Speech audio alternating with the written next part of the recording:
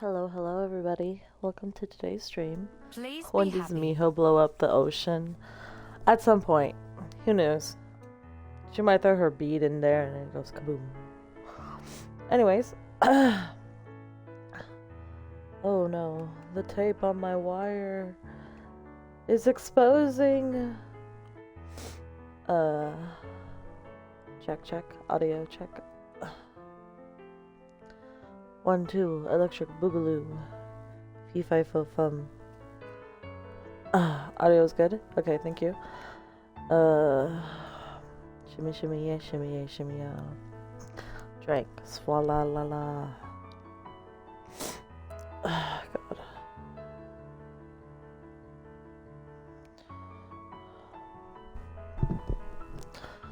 Give me 1 second.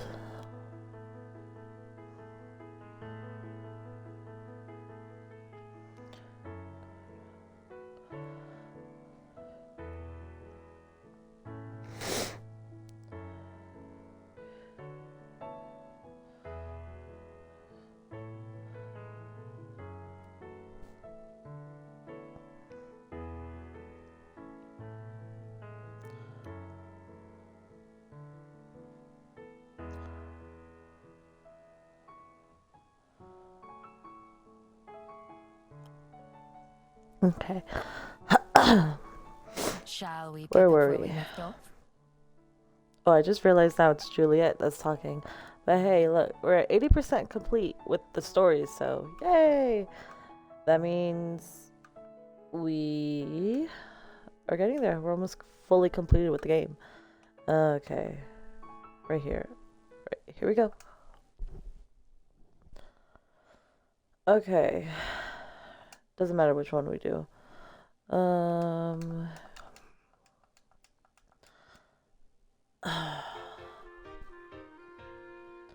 it's the kids. I don't care about the kids. Good morning, Miss Miho. Morning. How'd your project go? We're still working on it. Okay, so we can skip. Some of us are. Some of us just want to wander It's not wandering. around.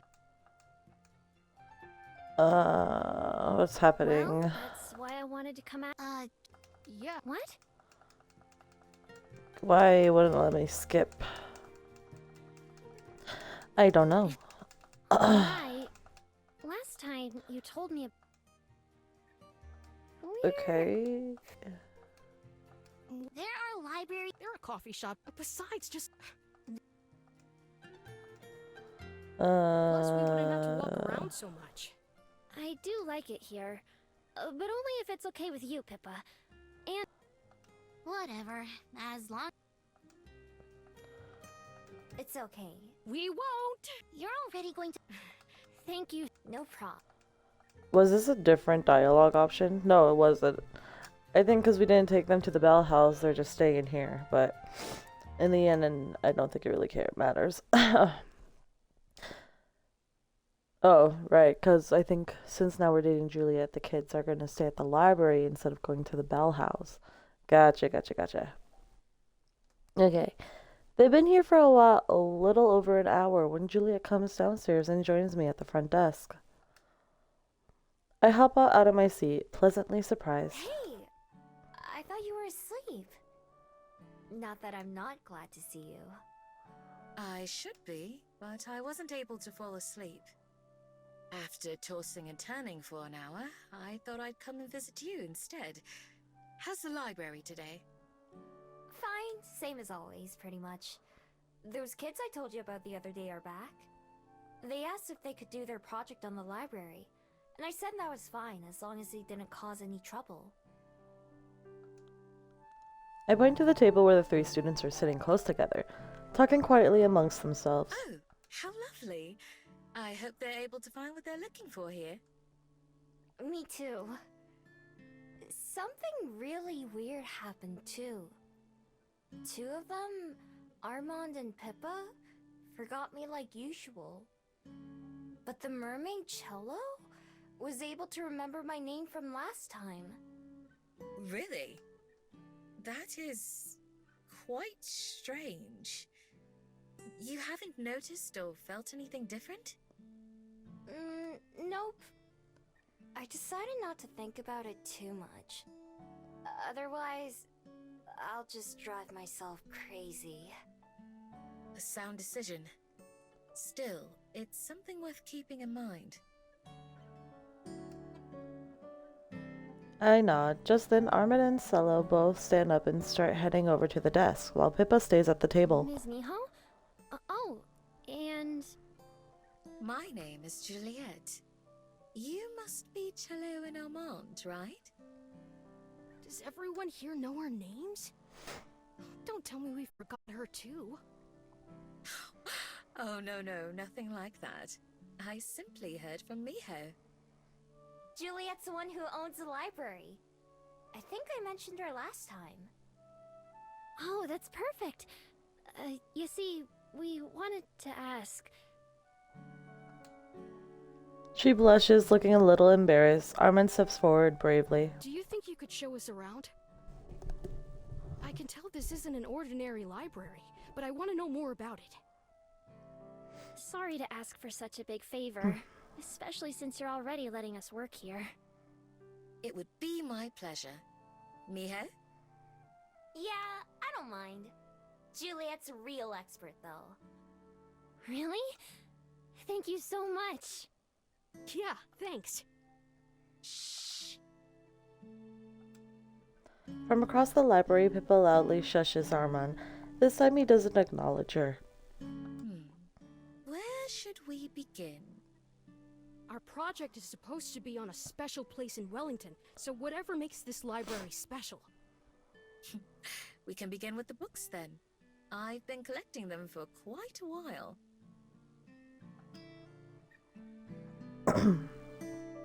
The four of us head to the shelves where Juliet points out a few older books. These are several first-hand accounts of life here in New Zealand, or Wellington in particular. Some are written by the indigenous people, the Maori, while others are by people who came later. It's important to read history from a variety of sources, and I've done my best to offer just that. I love learning about the past.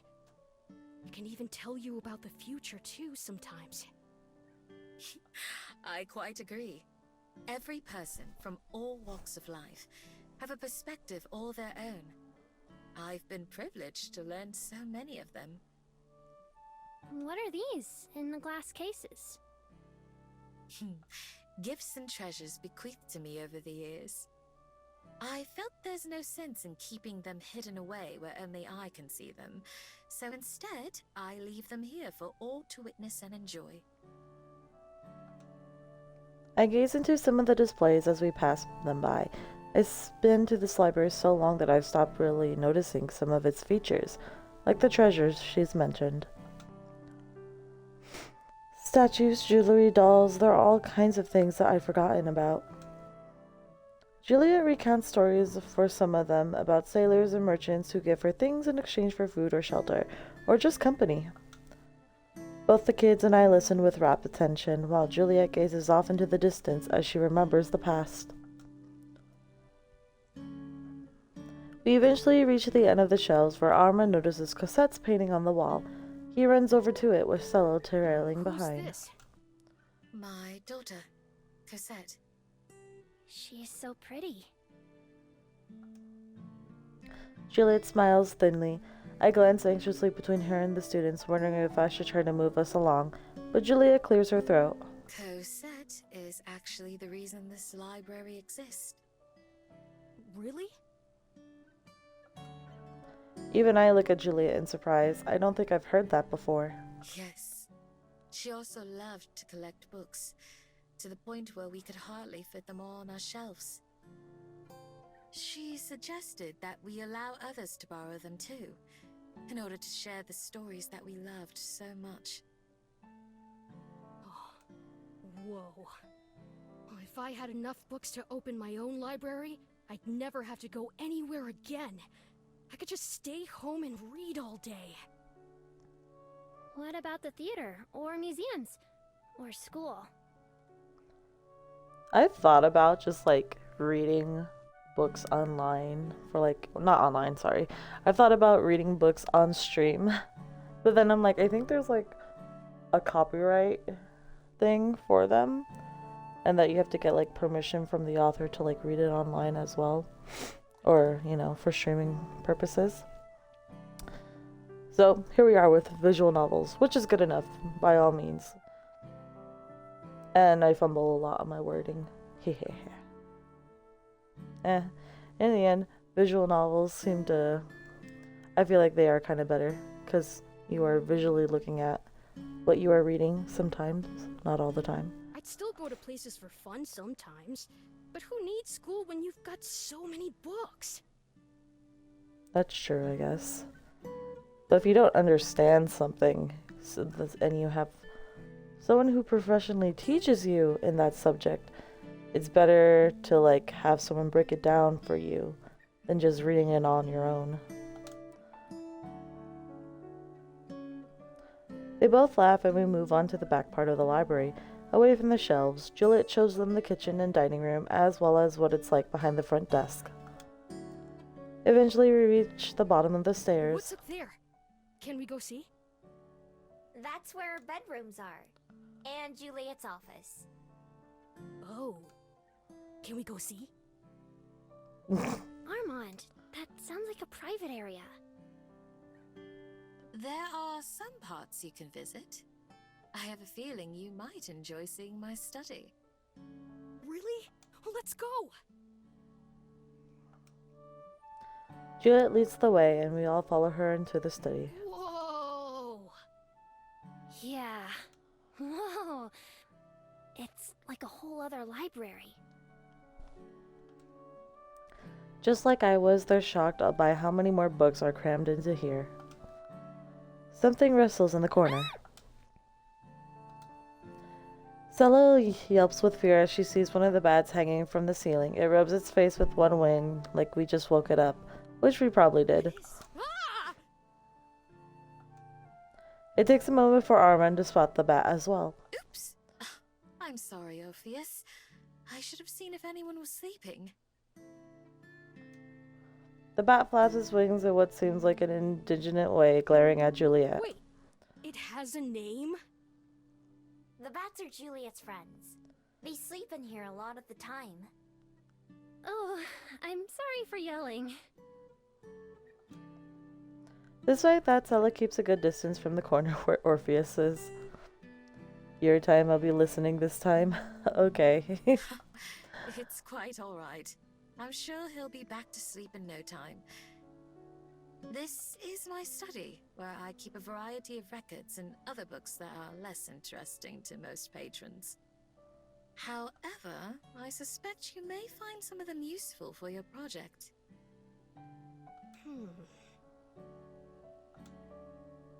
Armand and Cello browse around. Although they both shoot nervous glances at the bat every so often, Orpheus closes his eyes and either goes back to sleep or at least pretends to. You're right. Some of these look really old. And handmade. You're both correct. Many of these volumes were handwritten, or not widely distributed. So not many people have read them, right? Oh, that would be perfect for our project. I am not sure these are available to borrow like the others, Armand. Oh, right. His wings and tail both drop down. I feel like I know what Juliet's going to say before she says it. Generally not. But if you promise to be very careful, I wouldn't mind letting you take a few with you. So long as you return them when you're done. Really? Oh, we can definitely do that, right, Cello? Yes! As long as it's really okay. It really is. Thank you so much! The two of them look around in even more enthusiasm, to the point where they even get a bit closer to Orpheus. Not too close, though. Julia and I lean against the wall and watch. Is this the first time you've let people borrow the books from in here? The first time in a while, at least. I don't see a reason to deny them, though. It's nice to see how excited they are by the prospect. That's true. After a few minutes, Armin and Solo approach us with a small stack of books each. Are these okay for us to take? Juliet glances over them before she nods. Yes, that's fine. Thank you. Yes, thanks again. Come on, let's go show Pippa. Even she'll have to be impressed by these. Waving goodbye to us, the kids hurried off downstairs, being careful not to drop or damage the books they're carrying. Juliet and I stayed behind near the hallway to Juliet's room. That was fun. I learned a lot too. I'm glad. It was nice to have a reason to indulge in those memories for a while. You never told me you started the library because of Cosette. I didn't? My. I suppose it never came up. I lean against Juliet and she wraps her arms around me.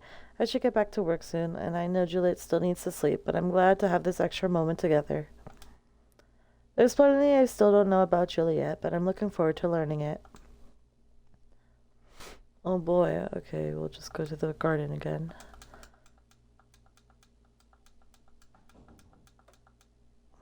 Okay. After Juliet and I say goodbye for the night, I go up into my room to go to bed. But after tossing and turning for a while, I get up and put my shoes back on. Aside from Juliet, there's someone else that I've been thinking about a lot lately. My last encounter with Silver didn't go too well, but it hasn't made me any less determined to talk to her.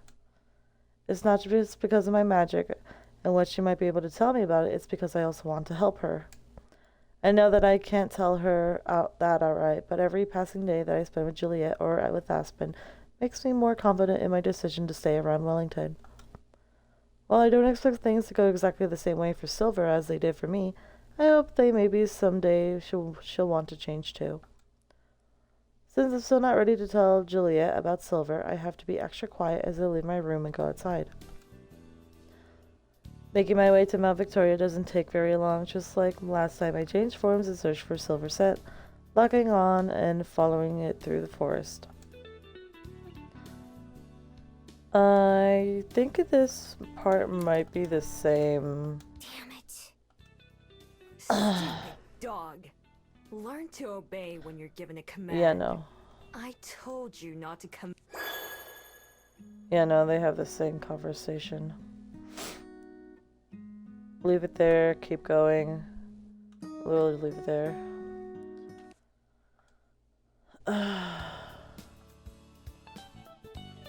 Okay, what is this? I think they're talking about... Okay, they're talking about her bead. When I went to sleep. Okay, so we already dealt with this part then. Oh. Okay, cool. Now we're back at the waterfront we're gonna talk to Mr. Kim again. It's been almost a week since the last time I went to the waterfront, so I decided to head down and visit Mr. Kim. It's been even longer since I've actually done any fishing, so this might be a good time to change that. When I get to the waterfront, there are plenty of other people there fishing, unlike the last couple of times. However, it doesn't look like Mr. Kim is one of them. His assistant, Young Min, is there helping out like always, but Mr. Kim himself is nowhere to be seen. When I go ask Young Min, he tells me that Mr. Kim went to the marketplace, but that he should have been back by now. I volunteer to go see if I can track him down. I only ever seen the market from the distance, but up close it's a lot more lively than I gave it credit for. The noisy fishermen that I always hear from far away laugh and shout with each other, displaying their catches on beds of ice.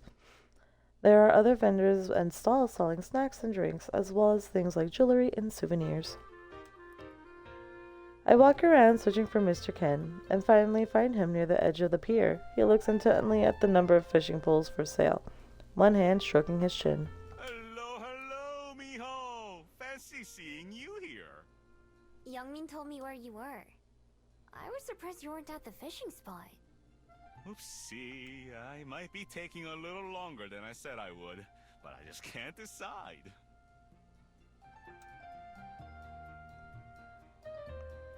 I go over and inspect the fishing poles too. Most of them are fancier than the ones I've used, with extra pieces and parts. I don't really know what any of them do though. Are you getting a new rod? If I can settle on one, yes. I've narrowed it down to this one. He points at one of the complicated fancy looking poles. And this one. The other option is a simpler, sleeker design. What's the difference? The first one here has everything you could ever want. It's made for comfort and for power. The other one I'm looking at is more basic, as you can see. That sounds pretty easy. Why wouldn't you get the nicer one? I guess there's just something about a simple traditional design that appeals to an old geezer like me. It's hard to say no to the luxury of the other one, but... He frowns, still thinking deeply. Sounds like you've already decided then. Oh? Yeah, I mean, it seems like you want the basic one, even though the other one is nicer. Slowly he nods. You might just be right. I'll take this one.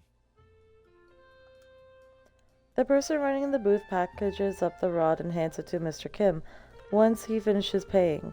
Then the two of us start heading back to the fishing spot. You know, you picked a good time to show up. Why's that?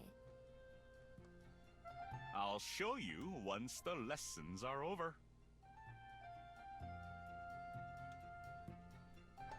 That turns out to be shortly after we get there. Mr. Kim goes to apologize to Young Min for taking so long, and I watch some of the other people fishing while we wait, since all the spare rods are taken.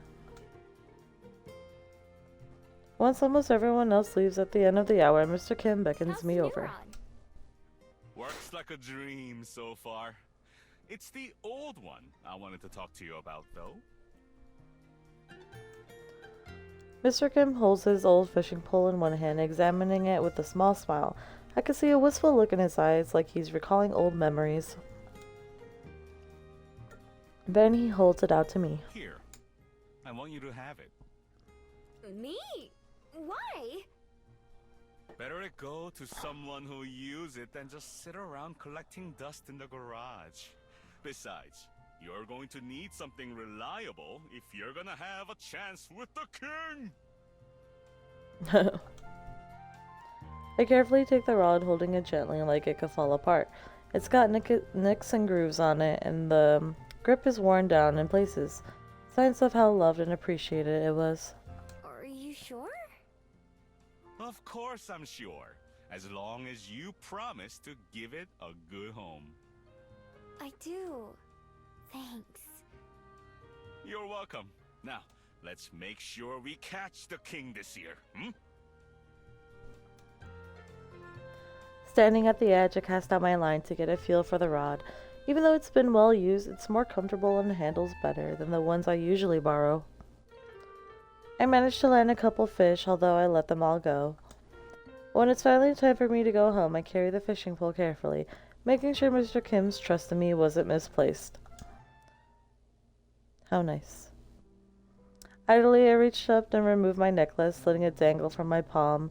My bead stands out from the other regular ones on the chain, since it's still glowing ever so slightly.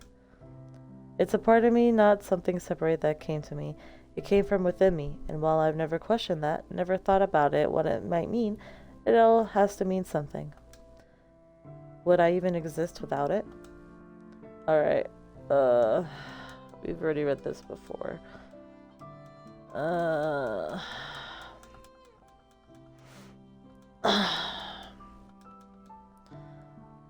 put my necklace back on and climb into bed, burying myself beneath my blankets. Okay. Just like a couple days ago, some of the first patrons who arrive at the library on Friday morning are Stella and her friends. This time, it's Pippa who holds the door for the other two, who enter with their arms full of books. Hey, you guys!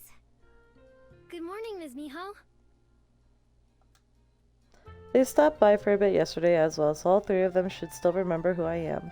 All three of them come to my desk where Cello and Armin carefully sit down the stacks they're carrying.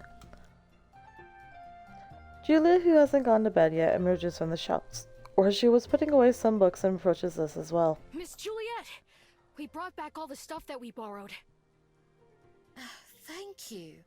I can see you took great care of them. Were you able to complete your project? We did. Pippa and I took lots of notes, and Armand stayed up all night writing a script. We decided to put together a play about the history of Wellington, using the library as the main location. Ah. Armand and I will be the actors, and Pippa's going to make the decorations. I said we should do an art project, but Armand didn't want to. You just didn't want to have to read. The two of them glare at each other, and Cello rolls her eyes at both of them. I feel a little bad for her, even though I know they're all friends when it counts. That sounds like a lot of fun. I'm glad you were able to find something interesting. Yeah, there was so much to read, I almost forgot to sleep. I wish we could stay longer. If we ever come back, could we borrow some more books? Of course. Books are for reading, after all. Armand flaps his wings in excitement, like he's already planning a return trip. I miss my own bed. I'm glad we're going home soon. No offense. I miss home as well, but I'll miss it here too. You'll just have to come visit again sometime, like Armand said. I'd like that very much. I'm a little nervous about participating in a play, but maybe it won't be so bad. Well, acting's easy. You've just gotta have fun with it. Right. Have you done much acting before, Armand? Just a little bit. I like watching people perform in plays, though. But this is my first time writing one. I enjoy it as well. I've had the good fortune to know several playwrights myself, and now I know one more. Armand blushes at the phrase. I've never seen a play myself, but I basically know what they are. It's like watching TV in real life. If our teacher records it, maybe we can send it to you and Miss Miho to watch. I'm not so sure about that idea. Aw, why not? You're gonna do great. We can rehearse on the way home to get some extra practice. How are you going to rehearse when you're sitting on an airship? You won't have a stage or any props. We could still go over the lines. Oh, I thought we would be able to watch the play. Okay. Let's figure that part out later. Cutting off the argument before it happens, Cello faces Juliet and me again. Unfortunately, we do have to leave because our class is going to the Skyport soon. But before we go, I had another question for you, Ms. Miho. Sure. What is it? Well, would it be okay if I wrote you a letter sometime? A letter? About what? Just about life in Amarina. And you can tell me about life here. I thought maybe we could be pen pals. If you don't want to, though, that's alright. Oh, I'd like to. I've never had a pen pal before. I'm not entirely sure what it is Neither either. have I. But I want to hear more about Wellington and how it's still changing today. That sounds like fun. Let's do it. Thank you. I already can't wait. Oh, maybe you could get extra credit, too. We'd better not need it after we do this play. We won't. Slowly, the five of us moved back outside to the front of the library with Armand and Juliet chatting about the books he read. Soon it's time for them to head off. Thanks again, Miss Miho and Miss Juliet, for showing us the library and letting us borrow stuff. Yeah, thanks. It was our pleasure, I'm sure. Right, Miho? Yeah. I hope you guys get a good grade. Me too. It's sad to think that Pippa and Armand will have forgotten me by the time they get back home. I'm glad that they had a good time, though. It was nice to be able to help out a bit. Even if it was mostly Juliet who helped them. I appreciate it too. I'll be sure to tell you all about how it goes when I send you that letter. Sounds good. Bye, you guys! Goodbye. All three of them wave as they make their way down the hill, and Juliet and I wave back for as long as we can. Once they're out of sight, we go back inside. I wonder if Cello will be able to remember me long enough to write a letter. I hope so. It was nice of you to agree to be her pen pal. She reminded me a lot of myself. She's new to Amarina too, and still getting used to living there. In that case, I'm sure she'll appreciate having you to give her advice. I don't know if I can be very helpful there. Sometimes, when it comes to young people, just having someone to listen and be interested can be enough. I can do that at least. I know you can. You're always capable of more than you think. I hope you're right. After gathering up the books the kids brought back, Juliet and I kiss each other goodnight and she goes upstairs, while I get ready for my normal day at the library. At some point, I hear the sound of an airship passing overhead, and wonder if it's Cello and the others on board. Whether or not I do get a letter from her, I'm glad they all had a good time. I hope Cello can start to feel more at home in Amarina soon. One of the most valuable lessons that I've learned from living at the library is that it's important to feel like you belong somewhere. Okay, nothing really going on here. And there you go. On Saturday morning, I wake up around my usual time, but linger in bed for a while. I can hear the distant sound of Aspen and Juliet having an animated conversation. Aspen laughs and Juliet laughs. I don't know what they're laughing about, but I smile too. I just like hearing my girlfriend laugh. After all, no matter what kind of troubles are weighing on our minds, if she's able to laugh despite everything, then that's a win in my book. Aside from a couple hasty meals, it's been a while since the two of them have really gotten to spend much time together. Sometimes it's easy to forget that they've known each other longer than they've known me. Outside, it's shaping up to be another beautiful day. There are clouds, but none of them are rain clouds. The trees and grass sway in a gentle breeze beyond my window. I've had more beautiful days here than I can count. Even Wellington's weather at its worst isn't so bad from indoors. I open my window, enjoying the morning air as I freshen myself up too. Making my way silently to the kitchen, I pause just out of sight and listen. I've given it lots of thought.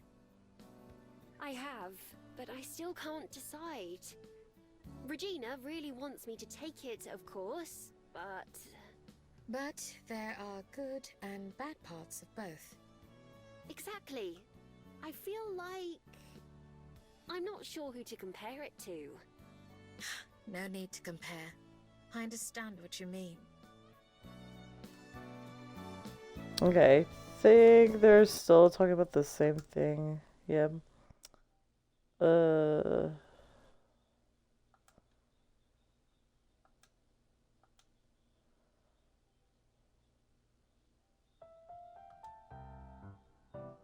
Okay, nope, I think this is all the same. Yep, it's about the bird.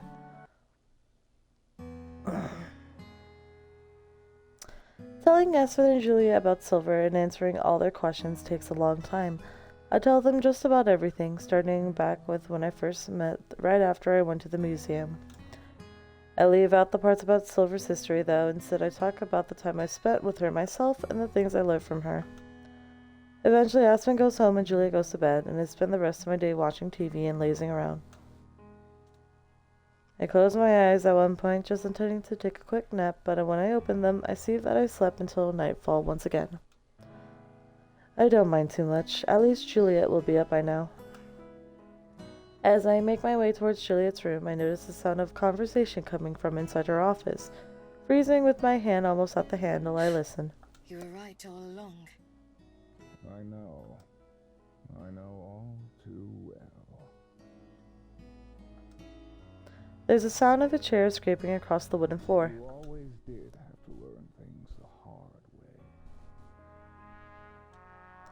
A few moments later, I hear the sound of flapping, leathery wings from beyond the door, and of papers being scattered. The flapping sound quickly grows distant and then disappears entirely. I let out a silent breath as I hear Juliet's footsteps, and the papers being picked up, and the Juliet sitting down in her chair once more. You can come in now, Miho. I really have lost my touch when it comes to sneaking. I open the door as invited to see Juliet's study looking the same as ever. The open window and blowing curtains are the only indicators of her guest that just left. I lower myself into the empty chair as Juliet strikes a match, relighting the lamp that had blown out. How much did you hear? Just the very end. I was coming to see you. I didn't know you already had company. Sorry for listening in. It's all right. I don't feel the need to keep anything secret from you. The only reason I haven't introduced you to Ezekiel is for his sake.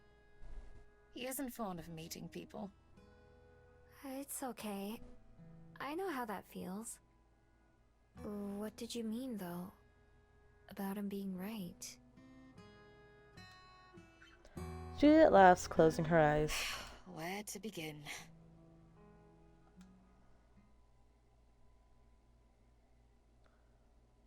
She stands up and closes the window, peering out into the night for a moment before she sits back down.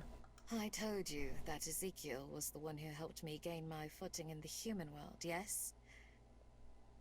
Well, there's a bit more to it than that. He was the one who turned me into a vampire in the first place. Oh. I have a story not too dissimilar from your own with Zhong Ying, though it began in a very different way. Adjusting my seat so I'm next to Juliet, I lean forward and take her hand. Leaning against me, she idly runs her thumb across mine as she stares into the flickering candle, recalling days long past. I was a human once, of course. Long, long ago. In those times, we didn't know about the underworld, or anything that lay beyond the edges of our sky. Few denizens of the underworld traveled to the overworld back then. Those who did were feared and reviled, but also disbelieved in. Truth turned to hearsay, hearsay turned to legend, and legend turned to fable. Stories told to impart some moral or lesson, not to be believed. That's where today's term fabled was first born. As a human, my life was painful and dull, and cursed by circumstance. I lived, believing and hoping for a better tomorrow that never came. There came a time when I had enough. Enough of agony, of poverty, disappointment. I took myself to the dry edge of the world, beyond which lay nothing but the unknown. And I threw myself off. Oh. I guess, unable to stop myself, even though I know she turns out okay. As I fell, I had plenty of time to contemplate the stupidity of my decision, and to dread the fate that was rushing to meet me. How solvable all my problems seemed as I fell away from them. What should have been the end was only more pain. Somehow I survived, but just barely. Broken. As I opened my eyes for what should have been the last time, I saw trees and a purple sky that I thought must be heaven. Then, a figure appeared, and I was certain that I was in hell. Ezekiel offered me a choice. Breathe my last, or accept his gift and live on. From there, the world I had plummeted from, the world that contained all my pain and sorrow, was a minuscule dot, nearly imperceptible above me. That we are having this conversation is proof of what choice I made. In time, my body healed, though not fully. Juliet taps her cane against the ground to demonstrate. I had gifts and powers beyond my wildest dreams. I felt I had cheated both life and death. And yet, decades passed. Even the novelty of those gifts eventually wore off. There was a secret, though. A truth I had yet to learn. In the underworld, magic flows freely like air, imbuing those connected to it with power that lasts for generations. Yet being that close to so much magic at all times takes a slow toll even on the bodies of the Fable. We age down there, like humans, but at a much slower rate. But for those who live their entire lives in the underworld, no matter how long they may be, there eventually comes an end. Immortality was a lie. Not so in the world above, though. So distant from magic and its source, those effects aren't felt, and so immortality was truly attainable. Decades later, when it came time for war, I remained disinterested and unconcerned by its effects. When it came time for peace, I was equally indifferent. For a time, Ezekiel himself had tired of the hedonistic lives our kind led, and departed for the overworld nearly as soon as the dust had settled, determined to maintain a quiet and hermetic existence. He returned to the underworld occasionally, with stories of how things had changed and were changing. Eventually, curiosity got the better of me. I agreed to return to the overworld, just to see. We rode and lived upwards together. A journey that took days back then. And he told me of the island where he had settled down and found peace. He gave me only one piece of advice, which I brushed off as obvious and unnecessary: to not concern myself with the lives and affairs of mortals. We arrived near what would someday become Wellington, and soon went our separate ways again. I had intended to only make a short visit, to sate my curiosity. To my surprise, I discovered a world that had moved past much of the violence and suffering that I so hated, and a world that had come to welcome the fabled. I extended my short visit over and over, finding myself unable to leave. Gradually, Ezekiel's advice all but faded from my mind. Finally, Juliet trails off. I sat with rapt attention the entire time she spoke and only relaxed my muscles when I noticed how stiffly I've been sitting. Juliet doesn't have to finish her story because I can say the last line for her. Until you met Cosette.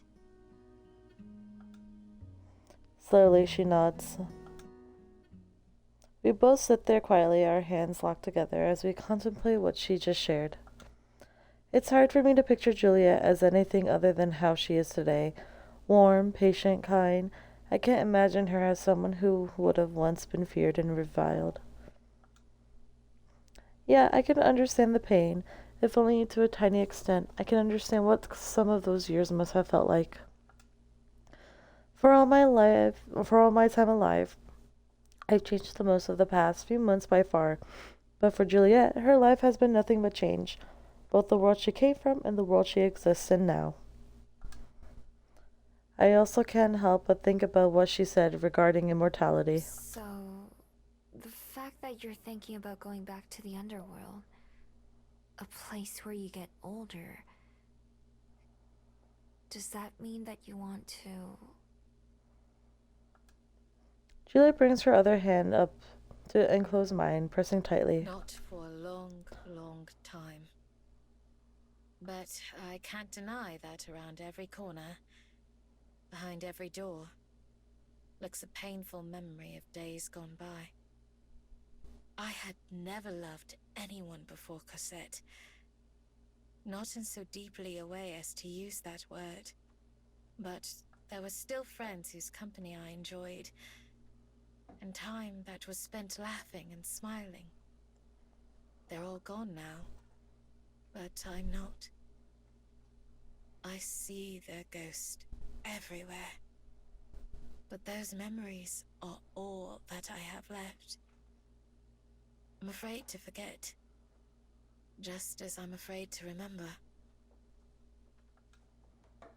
Oh, that must suck for, like, being a vampire and, like, having those memories of treasured moments with the ones you loved, and you obviously outliving them and meeting more people and adding more people to the roster of memories and moments you've shared, outliving every single one of them, and just carrying everything all alone. That must suck for Juliet. But I wish that, like, or I feel like at least Miho, if she still chooses to stay as a fox during Juliet's route, the two of them should go travel together to create new memories, because both of them will be technically immortal up until whatever happens, where, they make their choice to cut it off. Meh. The flame dances on the candlewick, throwing a crazy shadow onto the wall. It'll burn itself out again soon. I know I should say something, but I feel paralyzed. Everything I could say feels inadequate. In the face of everything she told me, do I even have the right to want her to stay? If going back to the underworld is the only way for her to escape the pain, then shouldn't I want her to go? My brain tells me yes, but my heart tells me no. My heart tells me I want her to find a different way. Is that wrong of me? Mia? The sound of her voice breaks my reverie, and as she removes her hand from mine, I can see a sparkling uncertainty in her eyes. I have something very selfish to ask of you. What is it? If I do go, would you come with me? Or that works too. What? Juliet speaks quickly, like she's embarrassed or nervous. As a fabled, you would be safe in the underworld, unlike a human. But because your magic doesn't come from the same source, you would still be immune to time's flow. I still can't decide. I feel terrible asking you this, and yet I know I would feel more terrible not to. I mean, if anything, maybe the two could go travel the world together and all that, explore, see everything the world has to offer before going to the underworld, and then, having a more, what is the word? Like, not regretful life. Don't answer me now. Please, take time to think about it. All I can manage is to nod dumbly. At least her second request is an easy one. Thinking about it is all I'll be able to do. Thank you. Right now, though, I want to do anything but think. Standing up, I reach for Juliet and pull her into a hug and a wordless kiss. When we finally do pull apart, I lean my forehead against hers and she rests herself against me. I love you. It's all I can think to say. I love you too. Thank you. 2 weeks later. Oh boy. The next couple of weeks go by in relative normalcy. I wake up to go to work and spend what time I can with Juliet. Aston comes by occasionally, but for the most part is busy by herself. Neither Juliet nor I talk about that evening in her study, or her invitation. We don't have to. It's practically the only thing on my mind. When I walk down Cuba Street or climb up Mount Victoria, I have to ask myself if I'm ready to leave it all behind. I want to be with Juliet. That part's easy to decide, even if we've only been lovers for a few weeks. I've spent enough time to know that I want to stay with her. I know I can't promise her forever, but right now there's nothing I want more. Still, there's a lot I had to give up, Aspen and my other friends, as well as the first home I've ever had. The memories may be painful for Juliet, but for me, they're almost nothing but good. I always thought I was the kind of person who could move at the drop of a hat. without worrying about leaving anything behind. Now I realize that's because I'd never had anything to lose before. The candlelight from Juliet's trusty lamp flickers as we sit quietly in the dark. There's the occasional noise of her pen scratching or of Juliet's typing something on the computer, but it's otherwise silent. I sit with a book open on my lap. It's simple enough for me to read, but I've been on the same page for ages. Pictures of the underworld, both photos and drawings, take up most of the space.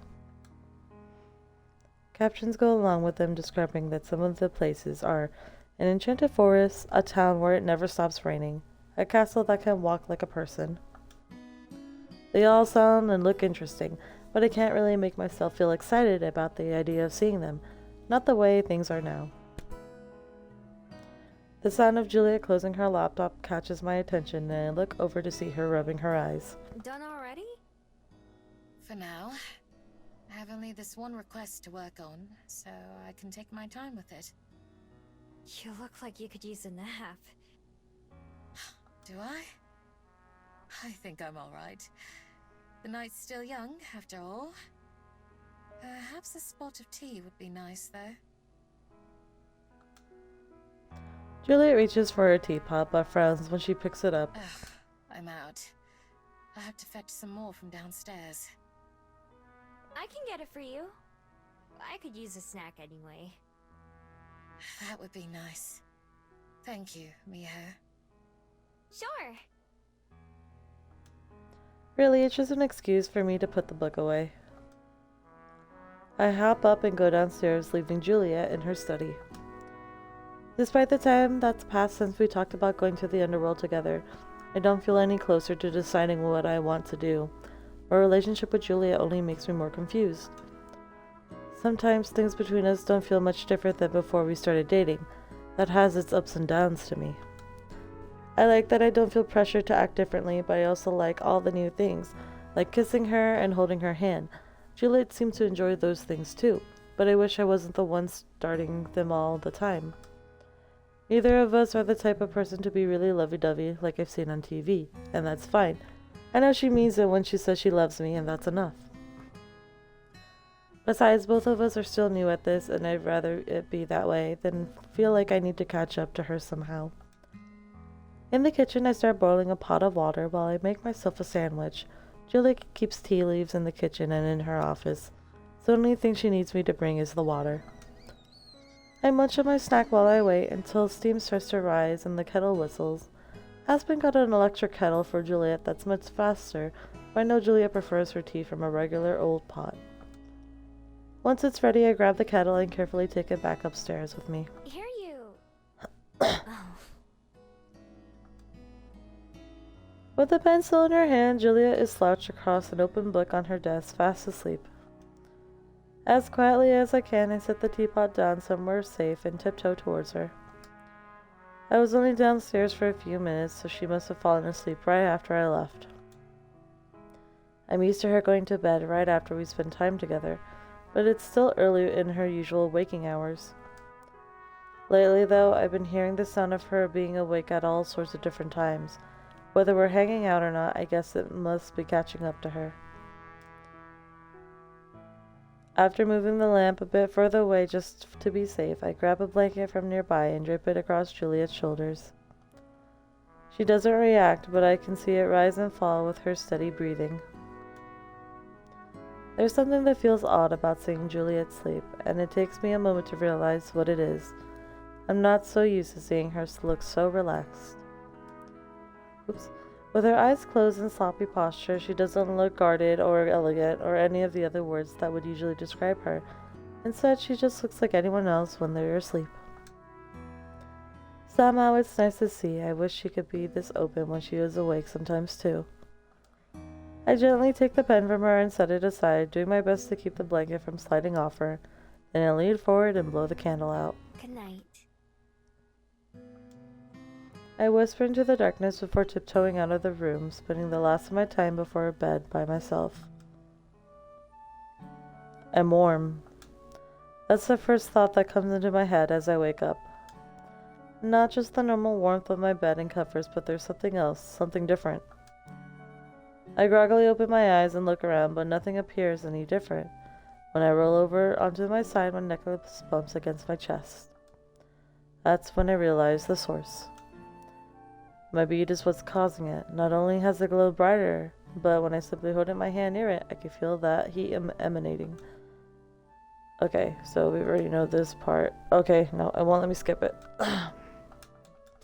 Because the bead is cracking. Oh, okay, so we actually have a different option. I don't think... Oh, we did not get this option last time. So...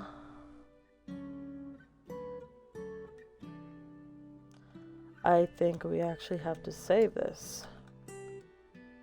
That caught me off guard. I'm gonna save it in the middle, right here. Okay. So... maybe this is the option where you don't date either. Maybe, yeah. So I'm gonna assume... okay, we'll actually see which either of this could mean. Because if we click, I don't want my current life to change, there's a chance, you know, where we're actually just gonna go with Juliet. Whereas for I'm excited what it could mean, it could also mean that we do swallow it and become fully magical. I honestly don't know. I don't know what option to choose. But since we're dating Juliet, I assume that we should select I don't want my current life to change.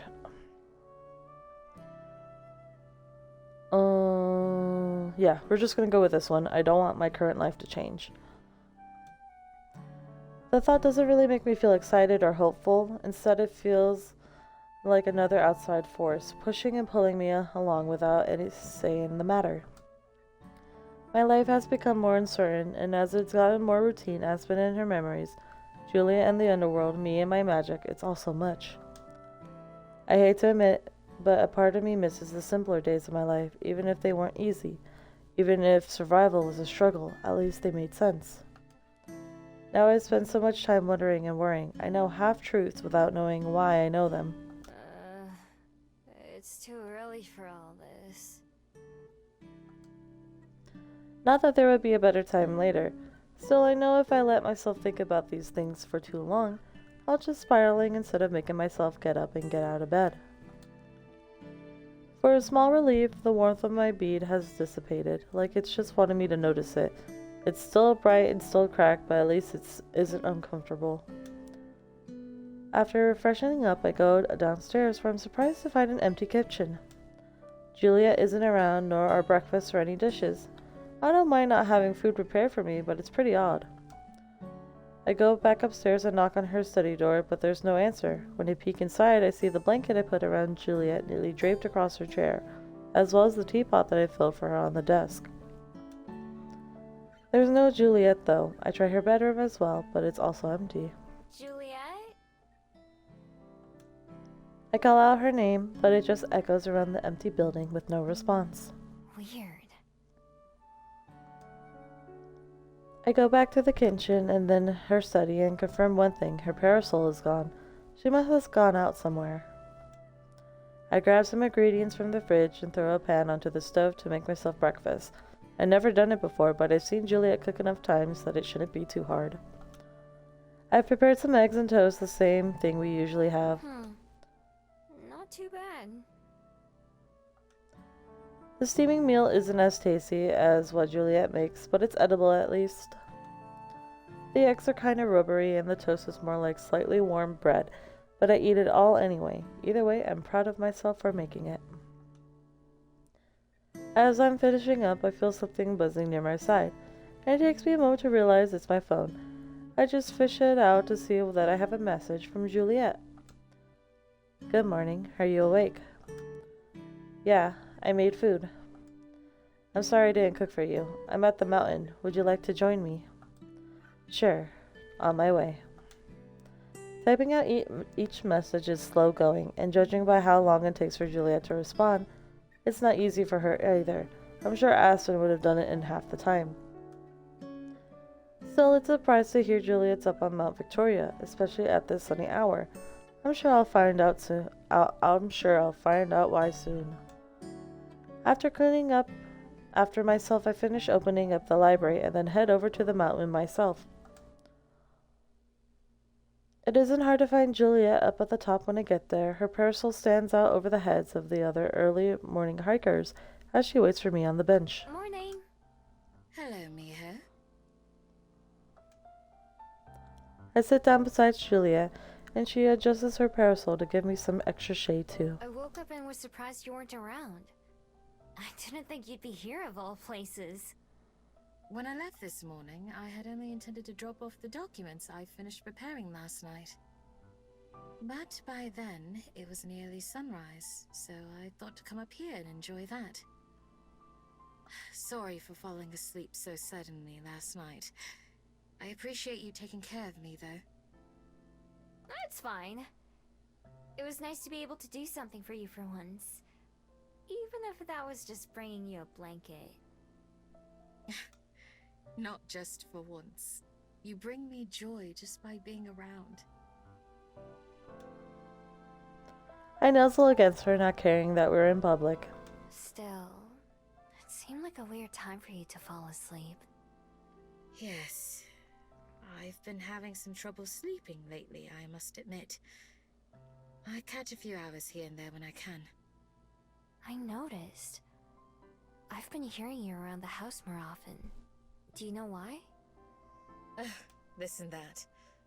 A lot on my mind. I know what you mean.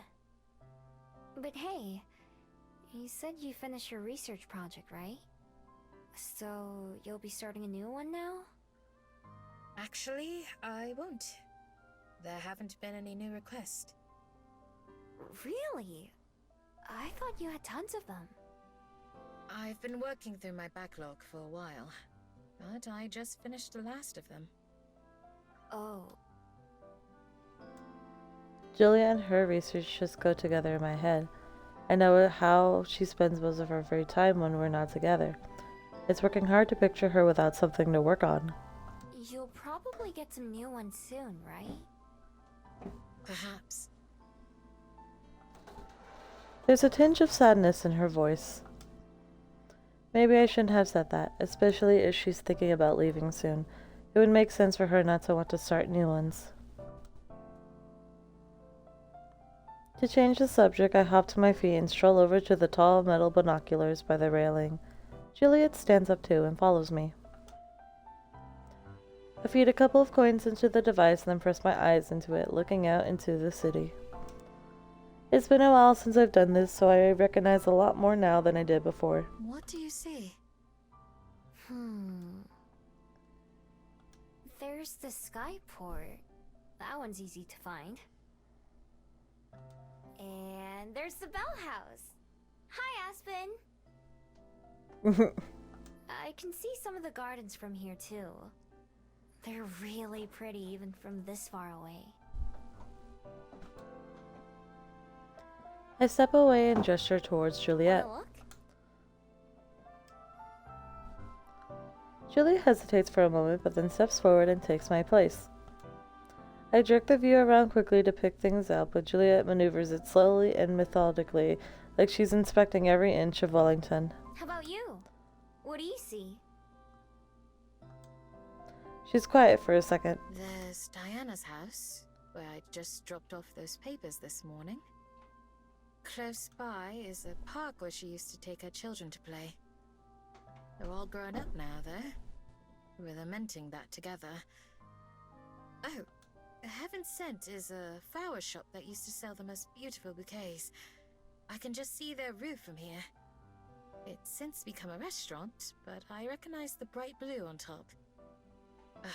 What else?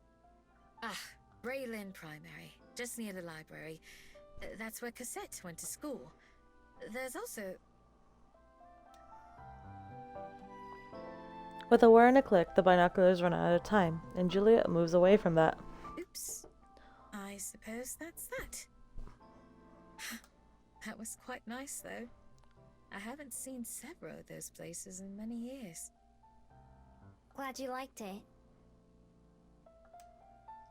Although she's smiling, I'm not actually sure she means it. Something suddenly makes sense to me, something I should have expected, but now only understand. She saw Wellington that doesn't exist anymore, one that I could never see, no matter how long I looked. Well, I do believe I should be heading back. I'm sure I'll be itchy from all this sun, even with the shade. Will you be accompanying me? Oh. Yeah, let's go. Her abrupt decision to leave feels painfully expected alongside what I just realized. That's twice in a row that I managed to make her feel bad by accident, even though I know I didn't do anything wrong. I had planned to tell her about the new changes to my bead, but it doesn't feel like the right time. It would just be another thing to weigh on her mind. I slip my hand into Juliet's as we walk, even with a subdued mood. It's nice to feel her so close to me. I hope she feels the same way too. Right, oh boy, here's Lena. Okay, so we don't need to deal with Lena in the play. What's happening? Okay, nope. It's just silver.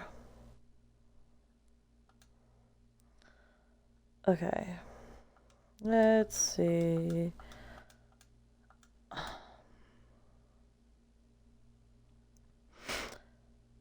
What is happening? I don't know. The library door opens and I look up to see a familiar face. Hey, Aspen.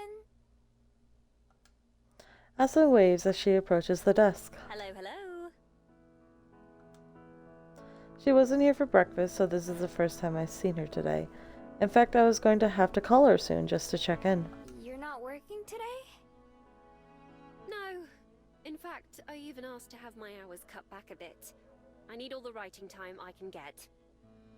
Are you still trying to find a publisher?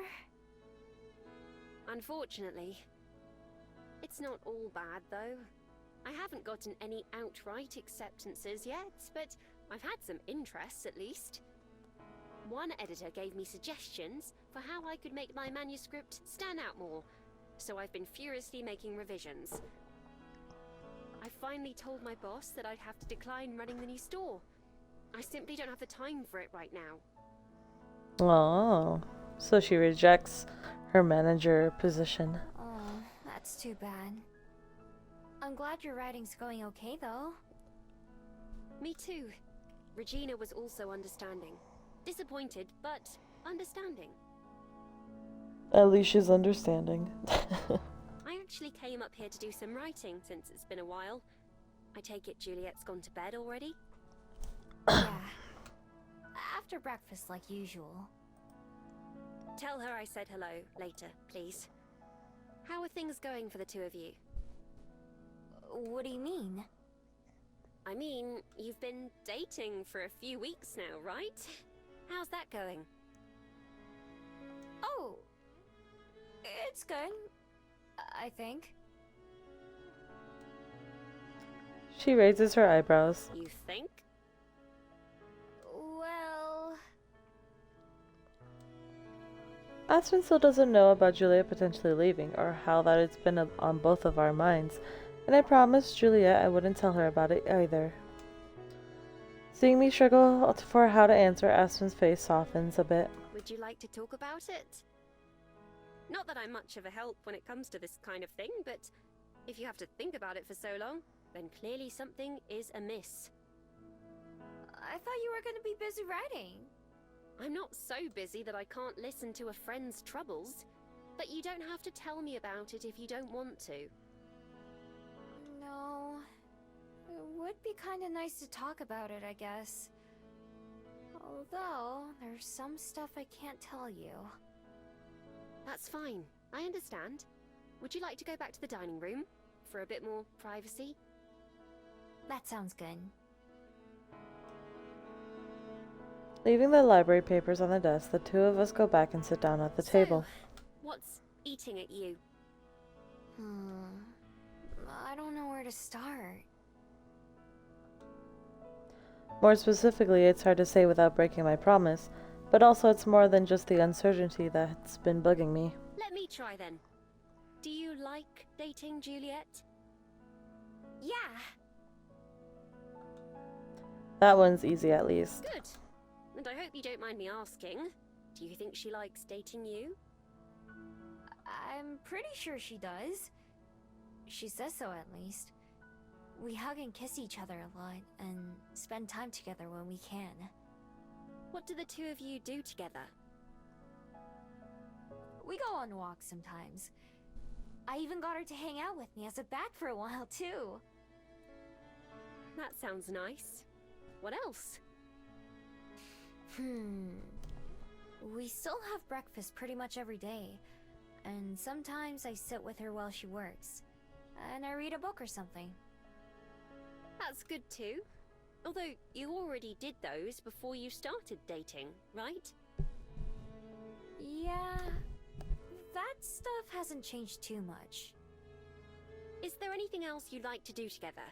Do you ever go on any actual dates? To the movies, or out to dinner, or anything like that? Nah, we stay at home most of the time. Aspen pushes her glasses up with one finger, wrinkling her nose like she's studying something. I think I'm beginning to see the problem. You are? I mean, I'm hardly an expert when it comes to matters of the heart. I've just read a lot of books about it. But it sounds pretty clear that you're wanting something more out of this relationship, right? Something more? Like what? I don't know. That's up to you. Affection, attention, reassurance, whatever. But if you have to think about if things are going well, or if Juliet feels the same way as you, then that sounds like something's missing.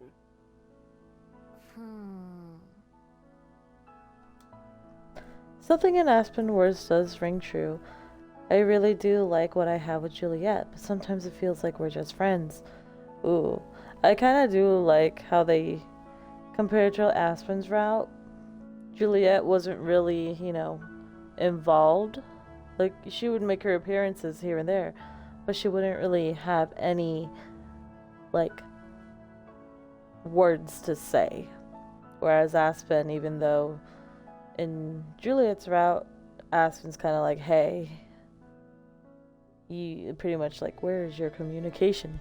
I guess you might be right. I don't really know what's normal, though. Or what I should expect. I don't think she does either. I'm not sure there is such a thing as normal. I just think that whatever you have should make you feel more confident and satisfied, not less. That's simply common sense. Yeah, maybe. Have you expressed any of this to her? Nah. There's a lot of other stuff on her mind. Besides, like you said, I don't even really know what else it is that I want. I think you do, even if you aren't aware of it. Huh? I mean, listen to yourself. You want to feel more secure in your relationship, right? That's a perfectly normal thing to want, too. I'm sure she does have a lot in her mind. She's Juliet. But I should think that her girlfriend's well-being would be near the top of her priority list. Dating someone is supposed to be about give and take. Even I know that much. What do you think I should do then? Everything you're saying makes sense, but... No buts. I just think you should talk to her. Whatever secrets you two have going on in the background, I'm sure they don't change the simple facts. And the fact is that if things are going to work out for the two of you, then she's going to have to put in effort as well. I'm sure she couldn't disagree with that. I guess you have a point. Although I don't want to admit it, what Aspen says feels right. Bringing all this up with Juliet sounds difficult, especially when I'm trying to make her not want to go. I worry that if I tell her everything I'm thinking, it might just make her decide to leave. But I can't deny that one way or another, something has to change. Of course I do. Even if it's just that talking things out makes things better. If they don't get better, then that's a resolution unto itself. You both have to want what's best for yourselves, and for each other. Hopefully those will line up, but if not, then you're just going to keep feeling this way. I'm not exactly sure how you feel, beyond confused, but I can hardly imagine it's pleasant. It's not all bad. I really do like the time that I spend with her. I like that we can just be together without saying or doing much. I just wish that wasn't all we did. Tell her that. If there's one thing I know for sure about Juliet, it's that she's good at listening. It's up to her to learn how to respond. Yeah, you're right. It feels kind of scary, but it shouldn't, right? I think it's normal. After all, you've only been together a short time. But if you're in love, if it's meant to be, then you shouldn't be afraid to be open with her about your feelings. That's the only way either of you can grow. That makes sense. You sure do have a lot of good advice for someone who's not an expert. I don't really need to be in this case. Besides, I know the two of you well enough to get how things turned out this way. That's why I think it will be alright in the end, too. I hope you're right. Thanks for talking with me. And for everything you said, too. Of course. I'm glad I could help. I want things to work out for the both of you. With our conversation finished, Aspen sets up her writing stuff in the kitchen, since the main room is too crowded, and she brews herself a pot of coffee. I go back to my seat at the front to think about what she said. Only thing Aspen is definitely right about is that the notion of leaving doesn't change our other problems. Honestly, it's a relief to hear her think of them as problems too. I've been afraid of doing the wrong thing so much that it's kept me from trying to do the right thing. Juliet and I will talk about heavy stuff and then split up to think about it on our own. Then when we do spend time together again, neither of us bring it up. It's been that way because I don't want to bring down the mood or spoil what could be good times, but it's not like that kept us from feeling bad. Maybe it would be better to just get it over with, painful or not. Maybe it would help us both make up our minds too. Even if the conclusions we come to are the ones I'm afraid of, it's not like delaying them will make them any less real. Hiding the truth doesn't make it untrue. Taking a deep breath, I steer myself for the conversation. I know I have to have it later, and start thinking about what it is I want to say. Hello, Mr. Kim. Despite all the worries that I have in my everyday life right now, fishing with Mr. Kim always offers a nice break with him. When I first started, I thought it was all standing around was boring. Now I appreciate the downtime that it gives me. It's just involved enough that I can't totally space out and get lost in my thoughts, but also passive enough that I can relax and not work too hard. Sometimes I catch a lot of fish, and sometimes I catch nothing, but either way, I enjoy myself. Carrying the fishing rod Mr. Kim gave me to and from the waterfront has become a nice part of my routine. It feels like it helps me keep my mind set on what I'm doing. Plus, the fact that he gave me something so important means that I have to put it to good use. When he's not helping the others, Mr. Kim sometimes fishes with me. He shows me all kinds of different bait and tackle, and teaches me some of the different species too. The more time I spend learning, the more I understand what he meant when he told me he tries to get to know the fish and the sea. There's still more than a month before the king is supposed to be in our area, so there's plenty of time for me to get acquainted too. I don't know if it'll make a difference or not. Where am I? Oh. Where the heck did I leave off? My eyes just crossed too quickly and I don't know where I left off. Okay. To get me acquainted too. I don't know if it'll make a difference or not, but it definitely can't hurt. Aside from that, isn't a whole lot I can do to prepare. I'll just have to hope that my patience pays off. Even just getting to see the king would be enough for me. If anyone's going to catch him, should be Mr. Kim, since he's been the one trying for so many years. I don't know how many other people will be out hunting for him too, but Mr. Kim says it'll be a lot. Either way, I can't wait for December to roll around, when we'll finally get our chance to land him.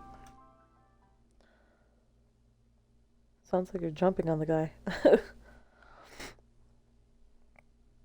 After spending some time outside, I get back to the library in the early evening and start closing up for the night. The last few patrons around say goodbye as they trickle past me out the door, and I give an absent-minded response as they go. Aspen must have left sometime while I was out. Stacking and shelving books give me something to occupy my hands, but my thoughts are running wild. I keep an ear open for the sounds of Juliet waking up, running water, shutting doors, or even her voice coming down the hallway. Excuse me. I spent all day thinking about Aspen's words and what I want to say to Juliet, but my feelings are still a mess. Regardless, I plan to talk to her tonight. Every other day that I put it off is just another day that I'll feel like this. Aspen said I shouldn't be afraid of talking to Juliet, but in this case, it's hard not to be nervous. After all, this conversation could change our entire relationship, for better or worse. That means my entire life could change too. I should be used to potentially life-changing moments by now, but my heart is still racing. All I can do is trust in myself and in Juliet. Doing those two things have gotten me this far. I just have to speak from my heart and hope that she understands.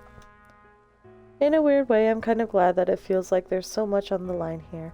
No matter what happens, I hope I can have some closure soon.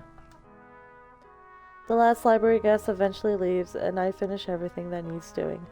After pointlessly adjusting the chairs and straightening out some papers for the 100th time, I go to the kitchen and make myself a cup of coffee, or a cup of tea.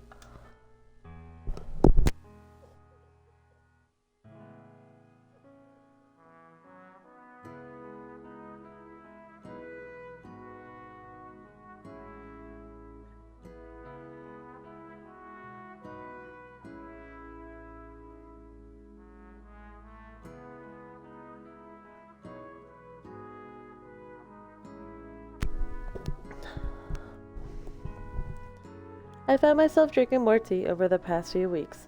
I still don't like the taste on its own, but with enough sugar I can tolerate it. Making tea is kind of soothing too. Heating up the water, scooping leaves, watching it steep. I imagine that's why Juliet drinks it, even as a vampire. I sit at the table and sip my drink, unable to do much besides that. I consider going and watching TV, but I know I wouldn't be able to pay attention, so instead I sit and wait. After what seems like forever, I finally hear the sound from upstairs. I force myself to wait a bit longer and give Juliet some time to properly wake up.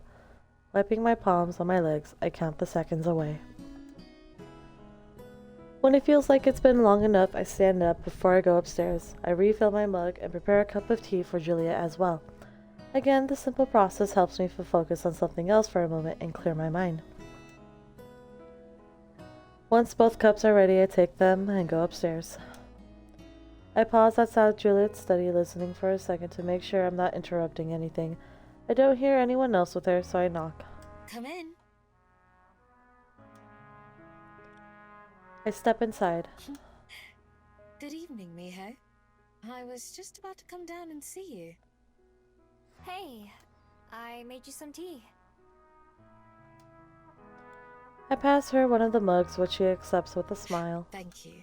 That's very thoughtful. I just nod, taking a seat without being offered. Can we talk? Juliet stiffens, probably at my words as well as my actions. This is the only way I can do it, though. It's this or freak out. Of course. There's a little shake in her voice, too, that makes me feel a bit better somehow. She doesn't say anything else. Juliet pulls her chair out from behind the desk and sits down close to me, but not touching me. It's not too different from a couple weeks ago when we sat here, and she told me about the underworld and asked me to go with her. I wonder if she has an idea of what it is I want to talk about. I would be surprised if not. To give myself one last second of preparation, I took a long drink of tea, centering myself around the warmth and the aroma. Then I set the mug down on the desk. I forced myself to make eye contact with her, even as my mind wants to look away. Aspen came by the library this morning to do some writing. She said she decided not to take that job at the New Bell House. We talked for a while, and she asked some questions about us. About you and me, I mean. She asked how things were going between us, and I told her I don't really know, basically. Juliet's eyes widen and I see her swallow, but she doesn't say anything. She just waits for me to continue. She could tell that something was bothering me. I didn't tell her you might be leaving, just to get that out of the way. I kept my promise about that. She asked me some other questions, though, and helped me realize some stuff. Some stuff that I've been feeling for a while, but didn't tell you. Because I didn't want to bother you when you already have so much on your mind. And I was afraid that if I did, it might be another reason to make you want to leave. But talking with Aspen made me realize that if I don't tell you, then it's just going to make things worse. So I spent all day trying to think about how to say it, but still couldn't figure it out. Obviously. Still silent, Juliet is so motionless as she listens that she could almost pass for a doll. I take a deep breath, looking away from her face. Do you love me? My throat contracts as I ask, barely able to whisper. I take a sip of tea to steady myself. Oh, Miho. Of course I do. I do love you. I hadn't meant to make you question that. Juliet whispers too, also sounding strained. Her hand twitches like she's going to reach for me, but she stops herself. I love you too. This time my words sound more like a gasp. I can feel the imminent pressure of tears, and it's all I can do to keep myself from crying. I really do. You helped teach me what love even is. And that I could be in love. So that's why. That's why. 2 tears roll down my cheeks as I look into her eyes again, seeing them sparkle as well. That's why I don't want to have to ask. I just want to know. We say it to each other, and we hug and we kiss, but it feels like that's it. I know we said we didn't need to use certain words or do certain things, and that's true, but sometimes it feels like we're still just friends, like nothing's changed. I understand friends hugging, but I don't know about kissing each other like that. I know it's a sad moment, but like, yeah, we're friends, but we like to like kiss each other, you know, kiss each other goodnight. I like being with you and just doing nothing, but I don't want to always do nothing, and to do things you want to do too. I want to have fun with you, not just make you less sad. Sometimes, I don't even know if I do that. It's not just that you want to leave. I get why you do. But even if I go with you, would things be any different? Or would we still be like this? Because I don't want to keep wondering. I know we haven't been together for very long, but I don't want to keep feeling like you're only with me because I asked, or for my sake. You're always doing things for other people. I love that about you. But I couldn't take it if this was one of those things. Right now, that's how it seems sometimes. Somehow I manage to stifle my tears and keep from breaking down entirely. I breathe out deeply, letting my words linger in the air between us. I feel strangely serene, the tempest of anxiety that's buffeted me all day getting calmer. I've said what was on my mind, and now there's no taking it back. No matter what happens now, no matter what Juliet says, at least I was honest. Next to me, Juliet buries her face in her hands. Her shoulders shake, and I can hear her trying to get herself under control. It feels weird for us to be in these positions. Usually it's the other way around. I slide to the floor and scoot closer, wrapping my arms around her and putting my head against Juliet's side. It's an awkward position and I'm not very comfortable, but it's all I can manage right now. Even while she continues to cry, I feel her place one hand on top of my head, stroking my hair gently as she vents her feelings. I focus on that sensation and rise and fall on her chest with every breath. While I wait for her to be able to respond, she let me say my piece uninterrupted, and I want to do the same for her. Slowly, Juliet regains her composure and finally wipes her face with one sleeve. I lean back and sit up, though I stay on the floor close to her. Miho is a support animal. She really is. At this point, she might as well turn into a fox. It's not the first time I've seen Juliet cry, but I've never seen her look like this before. Now she's a mess. Miho. I reach up and take one of her hands, wet with tears. I don't even know where to begin. I suppose I should start with what's most important. Juliet stands and I stand with her, like when we danced and several other times after that. We face each other, just a few inches apart. I love you, Miho. I truly do. So much that it scares me. And I've let that fear hurt you. I'm not young anymore. From the outside, I've seen so many relationships begin and end. I've had dalliances of my own. I know the volatility of the heart. So, to find myself falling for you so quickly and so deeply, I didn't know how to respond to my own feelings with anything other than doubt.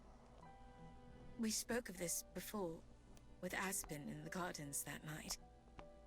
I thought that I could be the kind of friend I said I would. Closer and more vulnerable. I did mean those words, believing that that kind of friendship was enough. Yet even as I promised to be more open, I was already setting new boundaries in my heart. I knew of Aspen's feelings for you at the time, even as I was aware of my own beginning to blossom. When you came to me and asked about love, I expected and even wanted you to accept Aspen's confession. Damn. And while I would never, ever have wished for her to forget you like she did, the pathetic relief I felt when you told me you had decided not to return her feelings was indescribable. Ooh.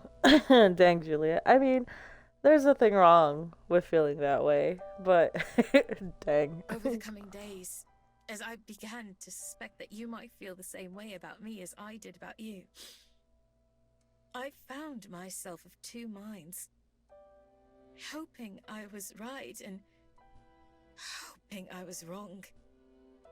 Even as I told you that pain and heartbreak were unavoidable parts of connection and relationships, I could feel the sharp sting of hypocrisy in my throat. The words I spoke were true, and yet I had sworn myself away from those things. The thought of being with you was euphoric, and the thought of someday losing you was crushing. Those are both still true as well. That night by the sea, when you said that you loved me, I was so happy and so afraid. By remaining somewhere in the middle, I thought that I was protecting you as well as myself. What a fool I was. All I've done is hurt both of us more. I can't wait any longer. I pull Juliet toward me. Taking her by surprise, she stumbles, but I catch her, wrapping my arms around her again. I hold her as tightly as I can, like I never let her go. I'm sorry, Miho. I am so sorry for making you feel this way for so long. It's okay. Really. I wouldn't have said all this if I didn't want to make things work. Thank you. I'll do better from now on. I promise. I really promise this time. Juliet's lips find mine and we kiss. Like it's the first time in a way. Maybe it is. I know things can't be fixed with just one conversation. It's the start, not the end. But it's the start of something exciting, just like when we first shared our feelings with each other. Whatever awaits us in the future, whether it's good or bad or somewhere in between, I'm looking forward to facing it, as long as it's with Juliet. Juliet eventually ends her kiss, but only moves far enough away to look down at me lovingly. Her face is still streaked with tears, and her hair is a disheveled mess. But somehow I don't think she's ever looked more beautiful to me. I love you, Miho. I can't help but smile in response. I love you too. I don't doubt her words at all. When Juliet and I finally said our goodbyes for the night and I went to sleep, it was with a much lighter heart than the past few days. Before we split up, I asked her how she showed me how to get to the nature preserve where her friend... Oh, okay.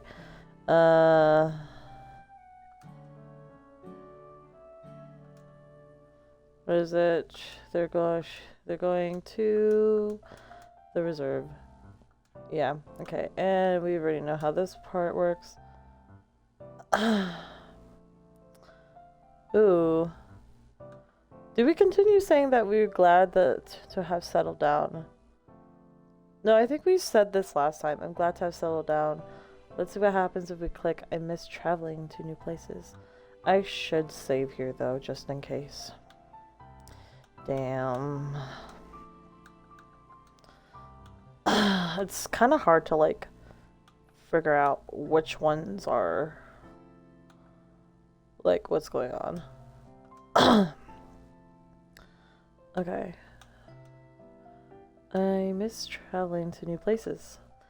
It's been a while since I've been anywhere that felt this way. I like having a home, but I miss seeing new places too. If it weren't for my magic, I'd like to start traveling again now that I have somewhere to come back to. I quickly pay for my ticket and then hurry out as fast as I can. I see why Juliet said that they wouldn't be able to help me find my bird, but there are a ton of places it could be. But that doesn't mean I can't try it. Okay, like, we already know about this. And... okay. I spend a few hours wandering around the preserve and never run out of things to see. The birds, lizards, and all kinds of other creatures, plus the forest that reminds me of Korea. The calm beauty of it all helps me feel better after hearing about the bird. At least it's good to spend its last few days in a place as gorgeous as this. After a while, I leave the park and wait for the shuttle to take me back where I came from, and then walk the rest of the way to the library. Once I'm home, I spend the rest of the day napping and watching TV, while I wait for Juliet to wake up. That night, I'm dozing in my room, drifting in and out of sleep when there's a knock at my door. 3 knocks, like always. The door swings open and Juliet stands there. I leap to my feet, sleepiness disappearing in an instant. Good evening, Miho. Hey! She welcomes me into her arms with a hug and a kiss. I'm sure last night's conversation is still front and center in her mind. The two of us go downstairs and Juliet starts preparing tea, setting a mug at both of our spots at the table. How was your visit to the nature preserve? It was really nice. I had no idea there was a place like that in Wellington. All those trees. It was even more impressive than the gardens or Mount Victoria. I'm glad you enjoyed yourself. Were you able to find your bird?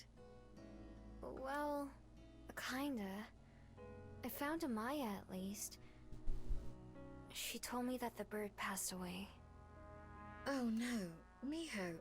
I'm so sorry. It's okay. I know they did all they could to help it. All of us did. I think I'll go back sometime. Just to look around. I feel like I could spend days there and still find new things. I'd like to go with you sometime. It's been years since I've gone to visit myself. That sounds great. I'd love to see it with you. With a smile, Juliet pours us both some tea and sits down. I dump sugar into mine while she serves her untouched. It's a date then. I was also wondering if you might accompany me somewhere tonight as well. Oh, sure. Where did you want to go? Well, as I'm sure you know, tomorrow is Halloween. It was always Cosette's favorite holiday. It's also a day to honor the dead. Every year at midnight, I go to lay flowers at her grave. I reach across the table, offering my hand, which Juliet takes. Of course I'll go. Thank you. I thought perhaps we could leave some flowers for Zhongying as well. Only if you want to, of course. I'd like that. I'm sure they loved flowers. I know I do. I'm sure they'd be grateful to receive them. Some human traditions and rituals still seem foreign to me, and that's something I think about doing myself. That was true for plenty of other things that I now take for granted, though, like holding hands and drinking tea. Once we both drained our cups, we head out into the night together, beginning to walk to the cemetery. Along the way, Juliet guides us to a patch of wildflowers, where she picks some leaves for Cosette. The ones she chooses have white petals and purple ones. I pick a handful that are dark blue. They remind me of the clothes Jianan was wearing when I first met them. Like usual, we're practically the only ones out this late. We pass by houses with lights off and the curtains drawn, and shops that are too dark to see into. I used to be more comfortable in the nighttime where I felt invisible and secure. Although I don't feel the need to be hidden just to be safe anymore, I still enjoy the quiet calmness it provides, sort of like the nature preserve earlier. We reach the cemetery and Juliet leads the way down several trails and through the trees. I remember which grave is Cosette's, even though it doesn't look much different from the others. Juliet and I both come to a stop and share some time, pausing in front of the simple memorial.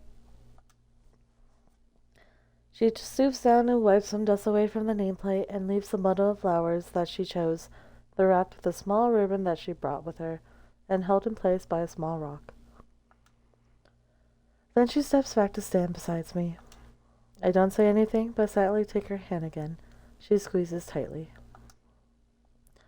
The last time we were here, I ran away as the reality of death and human mortality hit me.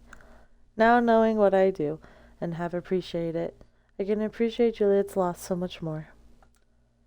So much love and so much of her life are buried just a few feet beneath us, with only a small stone to represent it all.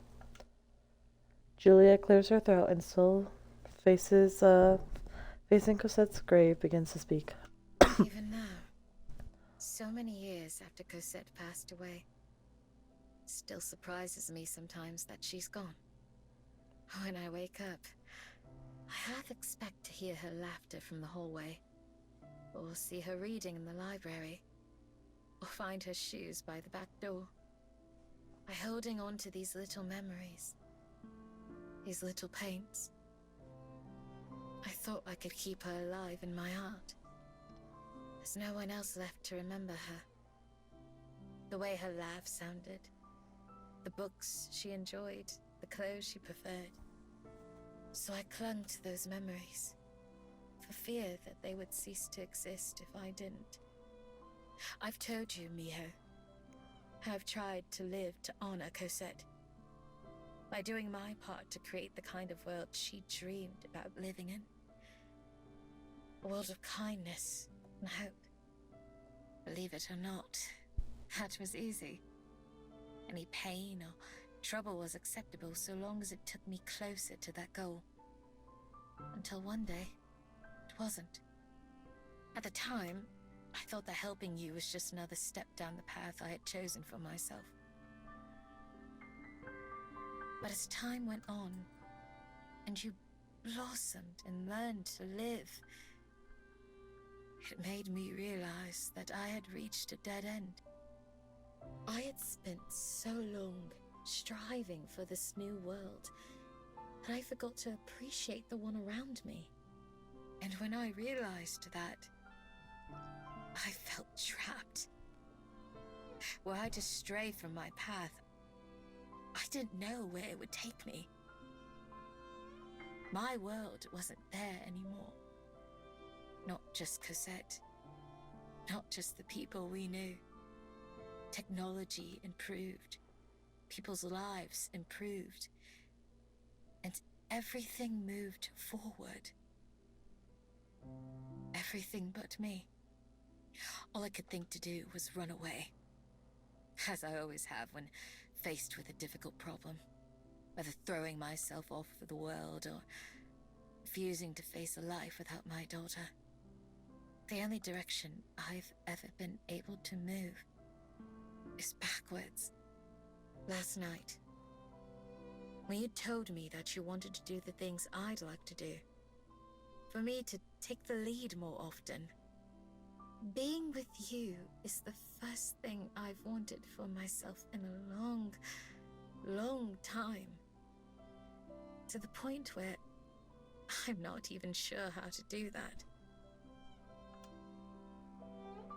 Finally, Juliet faces me, just like last night, just like in the library, just like so many other times before. Can you show me?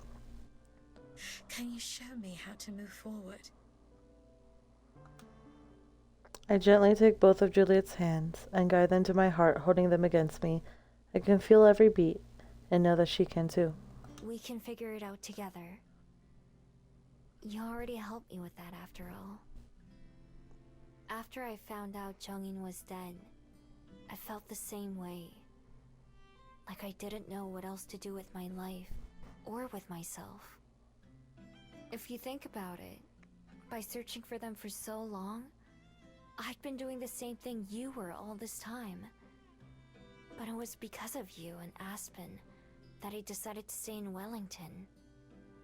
The two of you showed me how to keep going, even when I didn't know where to go. And how just because they aren't around anymore, that doesn't change what they did for me. I wouldn't be here talking to you if it wasn't for them. So I'll always be grateful for that, even though they've been gone for so long. I turn to look at Cosette's grave beside us.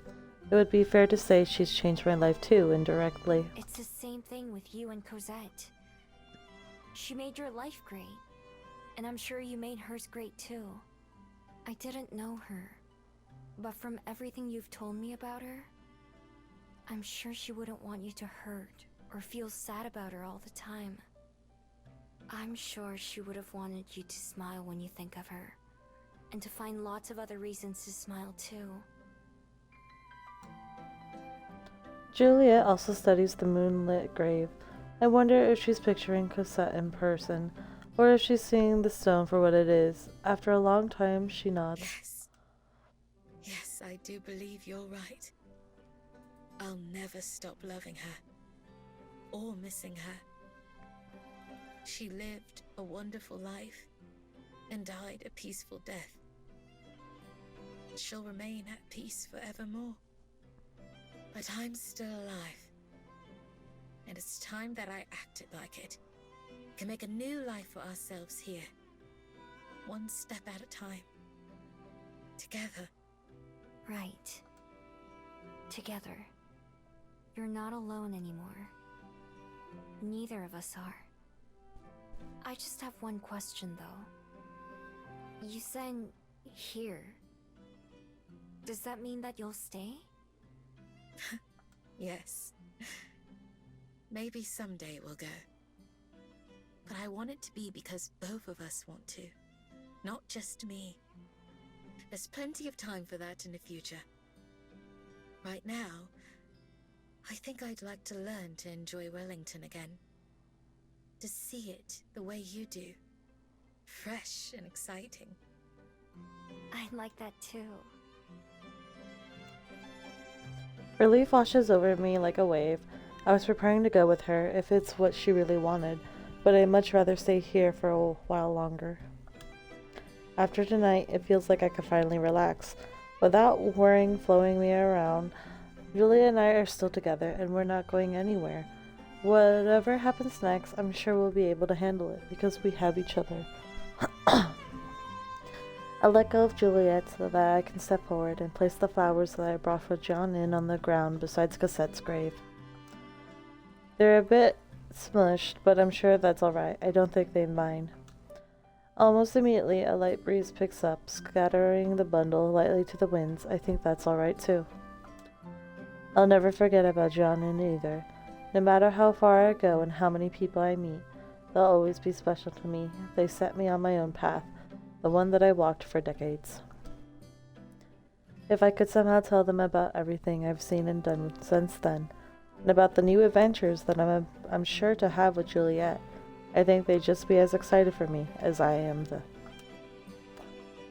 I'm sad I never got to thank them properly, but just like Cassette and Juliet, I think that living my life to its fullest is the best way I could do that. Juliet and I stay quiet for a little bit longer, both reflecting on everything. Finally, she puts her arms around me and gestures with her hand in the direction that we came from. Well, shall we be getting back to the library? I imagine you could use some rest before tomorrow evening's activities. Sounds good to me. I'm ready to go if you are. Juliet turns to give one last look at the grave, the flowers she placed shake in the breeze, while mine are spread further and further. She smiles at me. Yes. I think I'm ready. As the day winds down and the start gets darker, a light breeze starts to pick up, not enough to be cold, but enough to make me glad I have my jacket. Aspen, Julia, and I sit at the front porch with the lights on, watching the road. How long until people start showing up? Okay, we've seen this scene already. I barely register her words. Something is wrong as I don't know what. Oh, okay. Something's happening. Oh, okay. It's just her. It's fine. Ooh, chapter 5. Small Wonders. Hooray, we hit chapter 5. And we got the achievement. Small Wonders. Begin chapter 5. Juliet route. November passes without much trouble. As summer gets closer and it grows warmer outside, life at the library is the same as ever in a lot of ways. Mornings are for breakfast with Juliet, and the days are spent working or with my friends. Juliet occasionally stays up late so that she can help out around the library more and get to know the patrons better. Aspen comes by when she can, sometimes only for staying for a meal and sometimes spending the day with us. I haven't seen Silver since Halloween, so over a month by now, but I'm sure she's still out there somewhere. It's the evenings that have changed the most for Juliet and me. We spend more time together and not just at home. True to her word, we go for walks more often or out to dinner and to other fun places too. We still spend plenty of quiet times with each other too, of course. The days are getting longer and longer, which means more sunlight for her to avoid. The whole month goes by like that, and so does the start of December. Before I know it, we're just a couple of weeks away from the end of the year. I look out the window of nearly empty shuttle as it takes Juliet and I out of Wellington. She sits beside me, reading quietly. The view outside is new to me, and watching the busy city streets gradually turn into a nature-lined highway keeps me entertained. I'm glad for the sights, but we'll be traveling for a couple of hours. It's a long way to the edge of the world. Around the time it's become too dark for me to see very well, is when Juliet tucks a bookmark into her novel and closes it, peering out into the night beside me. It's not too much longer, I think. I don't remember for sure, though. It's alright. I'm having a good time. I don't mind long rides when I'm not stowing away in a cabinet or something. That was how you first came to Wellington, right? Yup. Although, I think I had about as much legroom as the other passengers did that time. This bus is pretty comfy, though. Indeed. I'm glad it runs through the night. Last time I made this journey, I flew. As a bat? Yes, it's been that long. I'm not sure I could run that far, even as a fox. Most people walked back then, which could take several days. I much prefer how it is now. Me too. Even though it's my first time. There are handfuls of others on board the bus with us, most of them with bags or other belongings close by. We're probably the only ones who plan to be returning to Wellington tonight. We make a few other stops along the way, and someone gets off at each of them, till it's just the two of us and the driver who remain. Going all the way to the edge? Yes. We won't be descending, though. Been a while since I've gone that far. You're heading back after, then? We intend to. I'm saying goodbye to a friend. Will there still be shuttles operating in a couple hours? I'll wait for you. Otherwise, you could be sitting around all night. Thank you. I appreciate it. Sure. We'll be there before too long. Is that Mr. Kim? Is Mr. Kim secretly the bus driver at night? The farther we go, the narrower the roads start to become again. The trees and foliage also thin out until they practically disappear. Finally, the shuttle pulls into a small, unpaved lot. Juliet leaves her book on her seat, and the two of us disembark. There, under the moonlight, I get my first look at the overworld's edge. A metal fence runs along the abyss, seeming to stretch forever in either direction. It's similar to the ones on top of Mount Victoria, but much taller. But beyond the fences is the open air and nothing else, just pure, endless nothingness. More stars than I've ever seen in my life decorate the sky. It's windier here than it is in the city, woody enough to be loud. A short footpath leads past a small empty building. Grass covers the area where we are, but fades into dirt and rock not too far away. The path ends at a small entryway that makes the only gap in the fence. It's nicer than the rest of the area. I can't imagine the lift itself has changed very much since Juliet first arrived here. A shadowy figure stands there waiting for Juliet. I gently nudge her Take forward. your time. Thank you, dear. I'll try not to be too long. I watch as she strides ahead, meeting with Ezekiel in the shadow of the arch. I knew coming out here that their conversation would be between them alone. I want both of them to be able to say whatever they want to each other without worrying about me eavesdropping. Besides, I'm more interested in exploring. While the two of them talk, I decide to look around. I head over to the barrier. It sits right at the edge of the void, close enough that I can peer over the side. There's not much to see, though, only stone and darkness. The underworld is down there, far, far below, but it's invisible from here. I wonder what the view is like during the day. Probably the same, but with the blue sky instead of black. Nowadays, most people travel between the overworld and underworld on much faster elevators or use magical means. There are even airships that go up and down between the two. This is the first lift that I've ever heard, and that's this old and slow. I doubt there are many of them left anymore. Still, it's not a surprise that this is how Juliet's friend would want to return. It probably exists for people like him, who are old enough to remember how things used to be. I've heard that on some of the overworld's other edges, Ocean spills over the side like a waterfall, or towns are built on smaller shards of the floating stone. It's a little boring here in comparison. I like to see the underworld at some point. I'm not sure that I want to live there, but maybe I'll change my mind when I go. I'm sure that Juliet and I will visit it together someday. Now that I'm not dreading the thought of leaving Wellington behind, I can appreciate the idea of moving castles and magic forests more than I could before. I walk for a while, following the rail so it's impossible to get lost. It turns out that things aren't any more exciting further along, though, just more grass and dirt. Eventually I go back in the direction I came from, and it's not too long before I hear the distant sound of the lift departing. When I get back to the starting point, I find Juliet standing alone as the lift slowly descends. I walk to her side. There you are. I was wondering where you'd gone. Thank you for waiting for me. Of course. I just walked for a bit, but there wasn't much to see. How'd it go?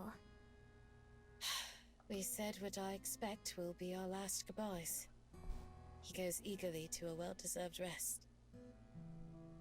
How do you feel? Are you okay? I am.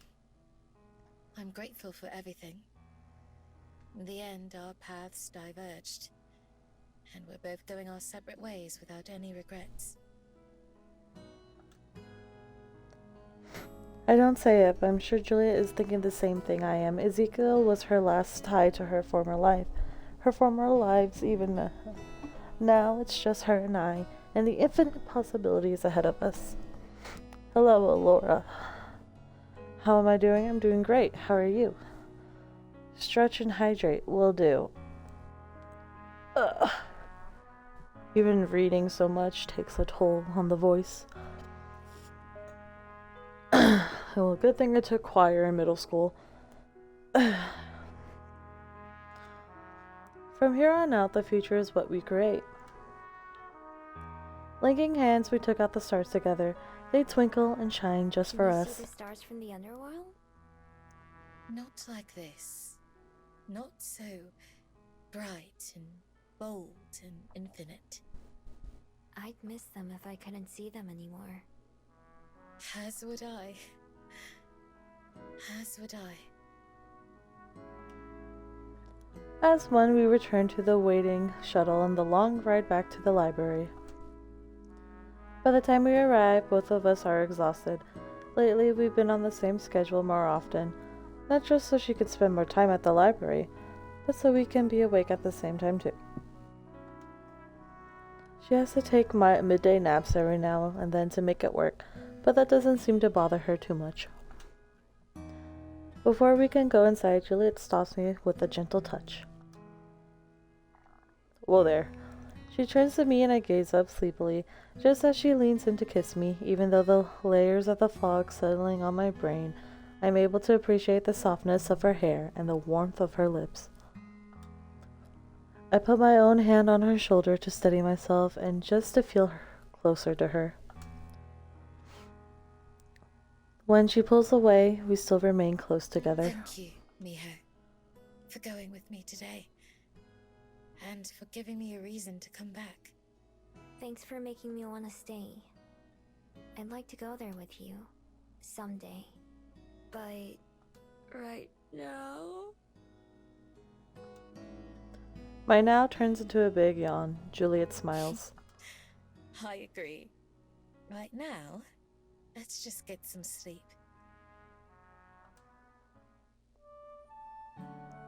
When I wake up for breakfast, I find Juliet frowning in the kitchen. Morning. What's wrong? She has the fridge door open and is looking into it intently. Good morning. It isn't a big deal, but I could have sworn there was still half a block of cheese left that I was going to serve with breakfast today. But now I can't find it. Did you have it for a snack? Nope. Maybe we ate the rest of it yesterday. There was cheese on our sandwiches for dinner. That must be it. I just forgot. Dang, her age is catching up to her. It's okay. I'm fine with toast and eggs like always. Coming right up. While Juliet prepares the food, I make us some tea. Juliet still does most of the cooking, but tea has become my responsibility a lot of the time. I like it because it gives me a way to help contribute to our meal. I've been even cooking for myself sometimes, although Juliet's food is still way tastier. Naturally, breakfast is good, even without any cheese. Once we're done eating and just sit together, Juliet reaches over and takes my hand. Miho, there's something I wanted to ask you. Sure. What's up? Earlier this morning, I saw that I'd received a reply to a message that I never expected to be answered. A couple months ago, I managed to find someone online that I thought might be related to your friend Zhang Ying, and reached out to confirm. They never got back to me, and so I didn't mention it to you. But then today, she finally responded and said that yes, they are distant relatives. She said that if you'd like to talk with her, she'd be happy to tell you a bit about Zhang Ying, or at least what she knows. Is that something you'd like to do? Oh. Wow. I guess you wouldn't be shocked that I never even thought about them maybe having a family. I thought that might be the case. You're welcome to think about it and get back to me later. In my mind, John Nin was always alone, but with me, they belonged to the forest and to the rest of the world equally. But it makes sense that they weren't really alone, that they had people who loved them too.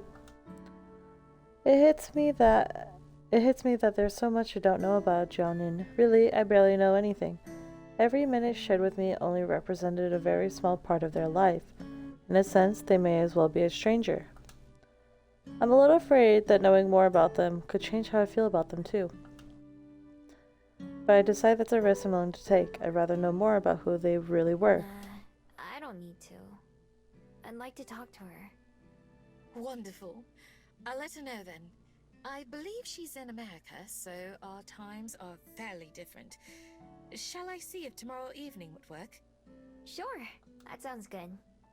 Thanks. And thanks for tracking her down and messaging her in the first place. It's my pleasure. It's what I specialize in, after all. I'll let you know tonight if I hear back from her. Okay. I hope she responds soon. I'm gonna be thinking about it all day. If I hear from her earlier, I'll let you know right away. For now, let's go open up the library. Right. Julie and I both go up to the front and settle down for another day of work. Around sundown that evening, I grab my fishing pole and make my way to the waterfront. It's finally time. This morning, I got a call from Mr. Kim saying that the King of the Ocean has been spotted close by yesterday, and that he should be passing by Wellington tonight. After months of waiting, or a whole year of it, Mr. Kim's case, we'll get our chances at seeing the legendary fish. Down by the bay, there are a lot more fishers out than usual. Some have tents and chairs set up, while others only brought their gear. Mr. Kim is waiting on the pier like usual. Good to see you, Miho. Feeling lucky today? I sure hope so. It's packed out there.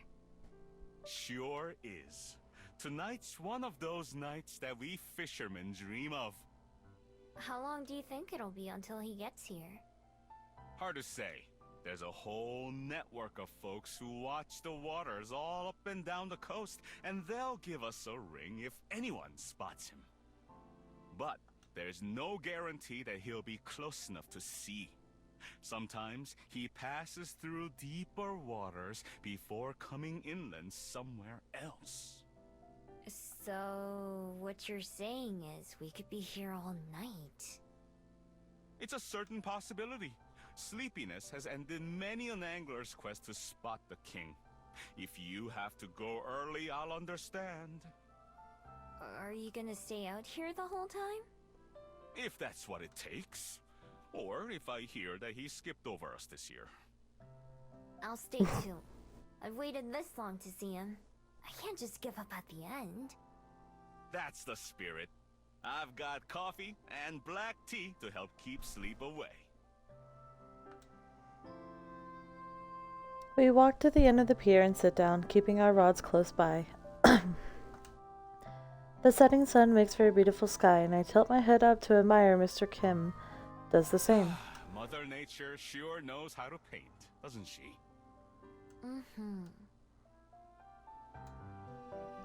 It's a little chilly, especially out here on the water, and I wrap my arms around myself to stay warm. If we don't catch him this year, will you try again next year?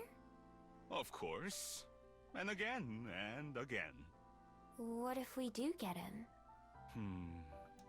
I think once is enough for me. Beyond that, I'll just be getting greedy. You can bet I'll still be out here, though, even if I'm not fishing for the king. I don't know if I'd be able to keep trying for as long as you have. Oh? Why's that? It's easy. You just start, and then you don't stop. I'd like to catch the king, of course, but I've come to enjoy the waiting just as much. It's something to look forward to. If I miss him, I'm disappointed, of course, but it just means that I get to try for another year. When I first started fishing, I thought all the waiting around was pretty boring. I kind of get it now, though. There's an understanding between us fisher folk and the sea, I think. It's give and take on both sides. What do you give to the ocean? Time. Patience. Like any friend, it needs attention for your relationship to grow. Whether that's cleaning up garbage from the shores or teaching someone to appreciate the joys of fishing. The two of us sit together for hours, trading stories about the places we've been. Mr. Kim tells me about the Korea he comes from, and I tell him about mine. He even pulls out a thermos of meituang, spicy fish stew, for us to share. It's as delicious as the dinner he shared with me a couple months ago. As the evening winds on, a lot of the fishers wait by the shore gradually get up and go home. I guess they must be getting tired of waiting. Mr. Kim and I pass some of the time by fishing for other things, or walk around to give our legs a break. As twilight starts to come to an end, my ears twitch, picking up the sound of a distant shouting. It starts off far away, probably too far for Mr. Kim to hear, but when he notices me tilting my head to listen, he walks over. The shouting starts to get louder as it gets closer. It's not one person yelling, but a chain of them, the message being carried along the coast. He's here! They spotted the king! All up and down the beach, the fishers are hopping to their feet and casting their lines. Some of those who are in the middle of leaving hurry back to the shore. He's here! Mr. Kim's echoes along as he passes along the news to the people on our other side. Let's go, mijo! Both of us cast our lines out, and I lean forward to try to get a glimpse of the fish himself. Where is he? He could be anywhere. Keep an eye out. Mr. Kim shades his eyes with one hand to search around, and I can see other fishers doing the same. I wonder how far away from here the king was actually spotted. With how many people are waiting for him, the news could have come from pretty far away. The ocean looks the same as ever to me, lapping gently against the pier where we're standing. Occasionally someone reels in a normal fish, but nothing out of the ordinary. Suddenly I notice something sparkling in the water, several meters away from where we are. At first I think it's just a trick of the light, but then it moves, disappearing and reappearing a little bit closer. I tug on Mr. Kim's shoulders to get his attention and point. Hey, is that? The sparkling disappears and doesn't resurface. Both of us watch with bated breath, ready to start reeling at the first sign of bite. There! Mr. Kim stabs a finger towards the sea, and I watch the spot he's pointing at. Sure enough, I see that light again. This time it's close enough to see the vague shape of a fish, but not near enough to see clearly. King! The glittering fish slowly comes closer, moving in short bursts. Sometimes it dashes off in another direction, then wriggles back towards us. Oh. Finally it comes into view. Bruh. This fish looks like it's about to teach Tai Chi. The king of the ocean swims in front of us, 4 long whiskers streaming from his face. His scales are shades of beautiful blue and purple, but shine with other colors too as the sunlight hits him. He's bigger than any fish I've ever seen, but still smaller than a person. Swimming just below the surface, his top fin sometimes breaks through the water. I get a good glimpse of his big eyes as he passes by us by, and the sparkle disappears as he dives down deeper on his way. Whoa, indeed! I've never seen him that close before. This must be my lucky day after all. Even though he didn't stop for us, my heart races with the thrill of seeing the king at all. That was worth the wait. He was so far out that I bet a lot of fishers on the shore didn't get to see him at all. Glad you think so. Well, I wonder where he'll be.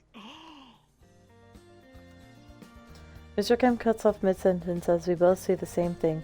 The sparkle of the king's scales reappear near the pier. The king comes closer and closer, and then dives down again and disappears. Mr. Kim and I look at each other. I hold my breath as if moving could spook the fish. Second pass, then a minute, then I feel a tug. I've got a bite. Reel it in, mijo! I try, but the fish on the other end is fighting back. I have to hold on tight just to avoid having the fishing rod yanked out of my hands. I need help. Mr. Kim comes to my side and grabs the handle too. Both of us work together to pull the reel, and slowly I feel it starting to gain ground. Oh, the two of us brace ourselves and then pull up as hard as we can. With a huge flash, the king breaks through the surface of the water, dangling from the end of our line. He hangs there for a moment, looking at us like he's judging us.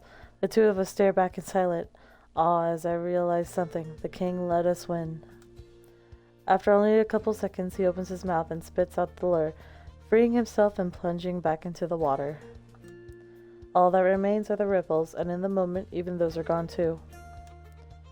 Other fishers who saw what happened started to gather around, congratulating us and cursing us. What the heck? Mr. Kim handles all the frays with a smile and a laugh, while I try to stay to the side and avoid as much attention as I can. It takes a while for the crowd to disperse before finally leaving us alone. Well, mijo, we did it! Yeah. I can't believe he came back to us. Maybe he didn't like the look of what they were serving farther up the shore. Damn. Either way, thanks for helping an old dream come true. Oh, I like how Mr. Kim was like, he didn't take all the credit, but he's like, we did it.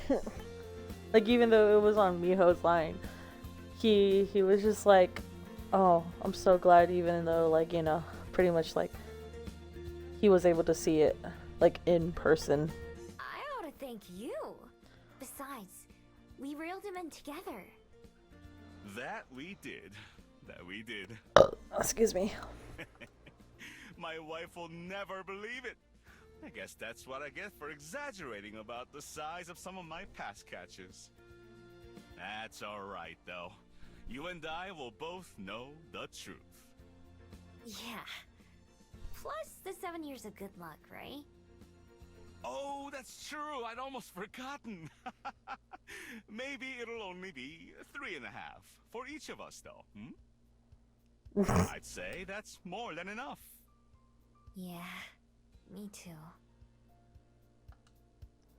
The sun has fully gone down by the time Mr. Kim and I pack up to head home. Before he climbs onto his bike, he gives me one last wave. Well, we won't be preparing for the king, but will I see you down at the fishing spot again? Of course! I've still got a whole lot more to learn. That's the spirit. Until next time, mijo. See you later. That was nice. Later that night, I find myself lying awake. Oh, I got achievement. New old friends. Landed a legendary catch with Mr. Kim. Aw, so I assume that is the full Mr. Kim storyline then. That was nice. It didn't feel as sad compared to freaking Tommy.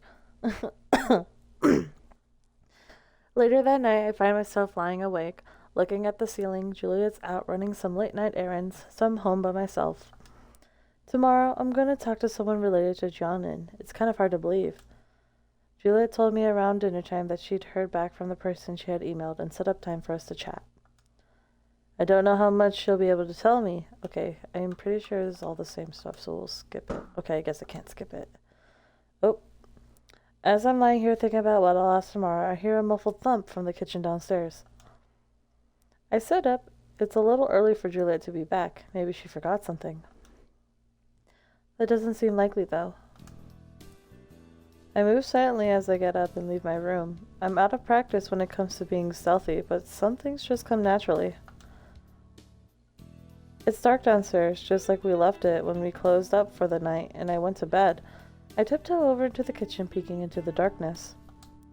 Juliet's not there, nor is anything else out of the ordinary. I look for what could have made the noise, and finally notice Juliet's parasol lying on the floor.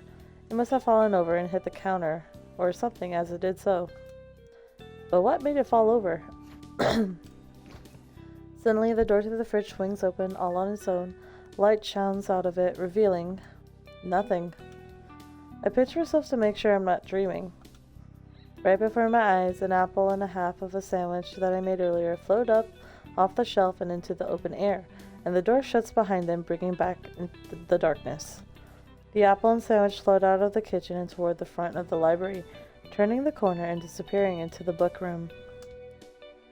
I swallow. Some kind of magic. It's clearly at work here, but I don't know what kind. I consider going upstairs to get my phone and call Juliet, but my curiosity gets the better of me.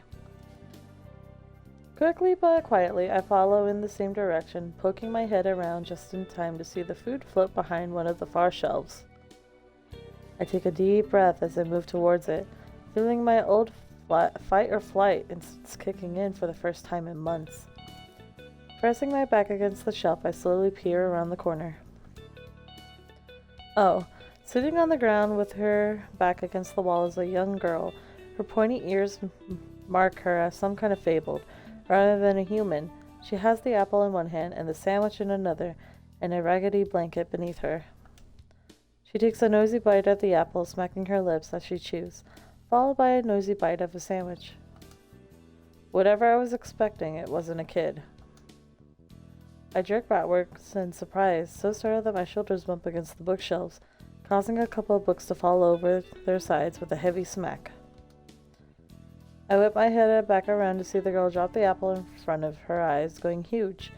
I step out in front of her, about to ask her name or what she's doing.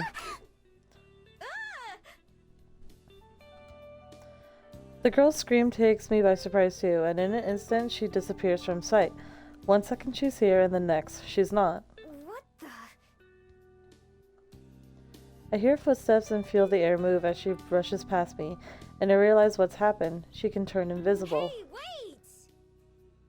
wait! I reach out in the direction I think she is, but grab only empty air. I don't even know what I have done if I somehow caught her. Running towards the front, I arrive just in time to see the front door open and close immediately as she hurries outside. I follow, throwing the door wide as I go. As I step onto the front porch, though, I know she's already gone. Studying the darkness, I look for any sign of her, but don't see or hear anything.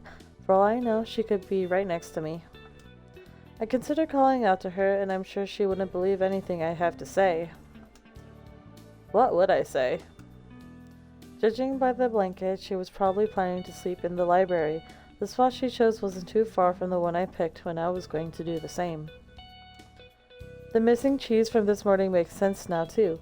How long has she been doing this? It's possible that other food has gone missing too, and we just didn't notice. I don't know how old she is, but it was clear that she's just a child. Did she run away from home or something? Or does she not have one? It's a comfortable night out without any threat of rain, which is a relief. But I know that even the best night outside doesn't really compare to having a roof over your head. I stay out front for a little while longer, but of course she doesn't come back, or at least she doesn't show herself. Eventually I return to the spot where she was hiding. The apples lay on its side, already turning brown in the one spot where a bite was taken. Cheese, tomato, and mayonnaise stick to the floor where the sandwich fell apart, with the slices of bread nearby. I clean everything up, tossing the dirty food into the trash. Then I make another sandwich and grab another apple, wrapping those in a paper towel, just like when I took some food to Silver.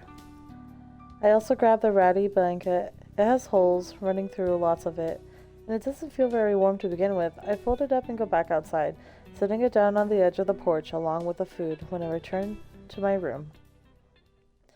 From my bedroom window, I have a clear view of the path to the library. I watch for a while, waiting to see if the girl returns, but she doesn't.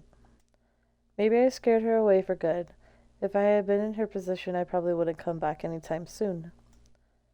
Eventually, my eyes get heavy and I lie down, settling into bed. Wherever that girl is out there, I hope she's able to get some decent sleep. Juliet waiting with a smile to greet me for Good breakfast. morning, my love. Did you sleep well?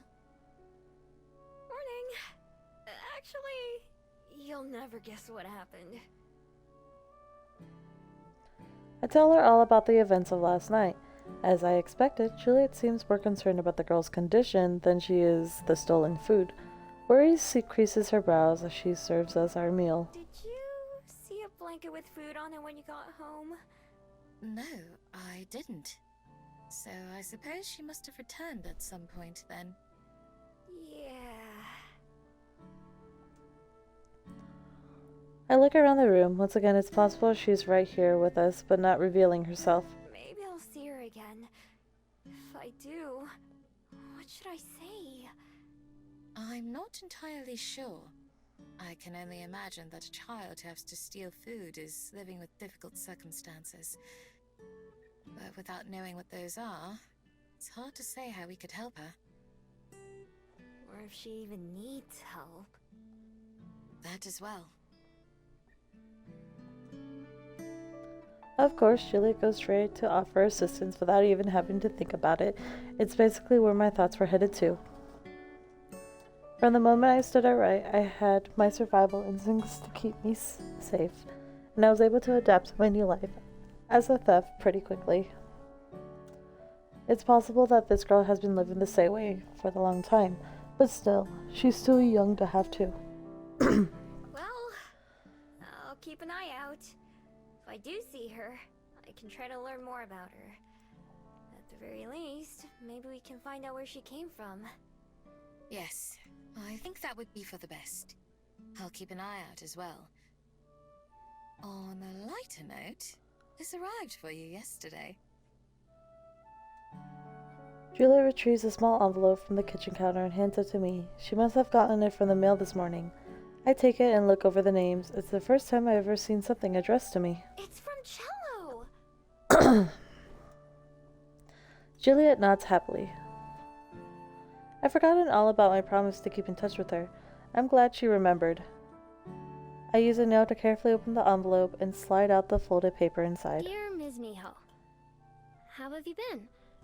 Life here in Amarina has been very busy ever since we got back from our trip. First of all, you and Ms. Juliet might be glad to know that we got a perfect score on our project.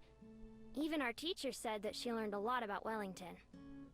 It was a little embarrassing to put on a play like that, but I had fun in the end. I think Pippa did too, although she would never admit it. And of course Armand had a great time.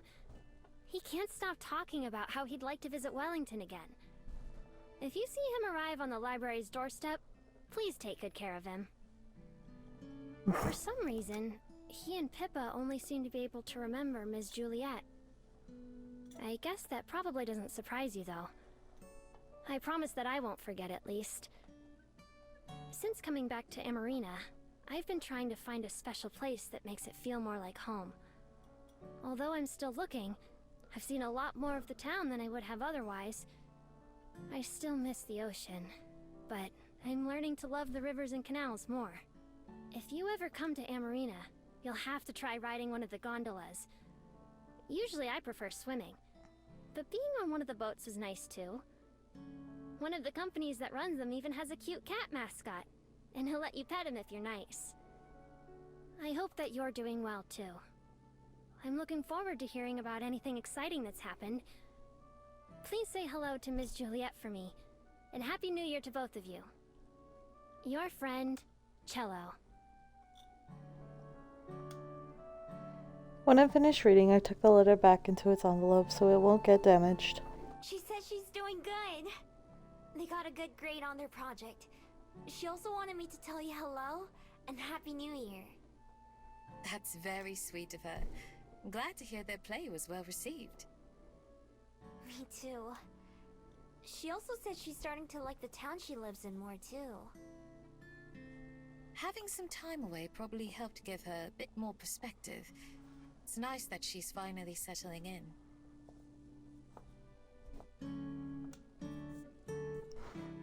I put the letter safely in my pocket so it won't get damaged. I'll write her a reply when I can. Our food has gotten a little cold because of all the talking, so we eat quickly before it gets much later. After that, it's time to start work and the rest of our normal routine. Between my upcoming call this evening and the mystery of the hiding girl, there's a lot on my mind, and I'm sure on Juliet's too. Even though the hours pass by slowly, I make it through another day till it's almost time for my call. When it's finally time for my meeting, Juliet helps me set up on her computer, and then lets me take it to my room. Okay, I think we could just skip all this, because it should be the same. Okay. After I finish my call with Mencio, I end up going for a walk. It's the best thing. Okay, I think we've already had this. Is there anything else different? Okay.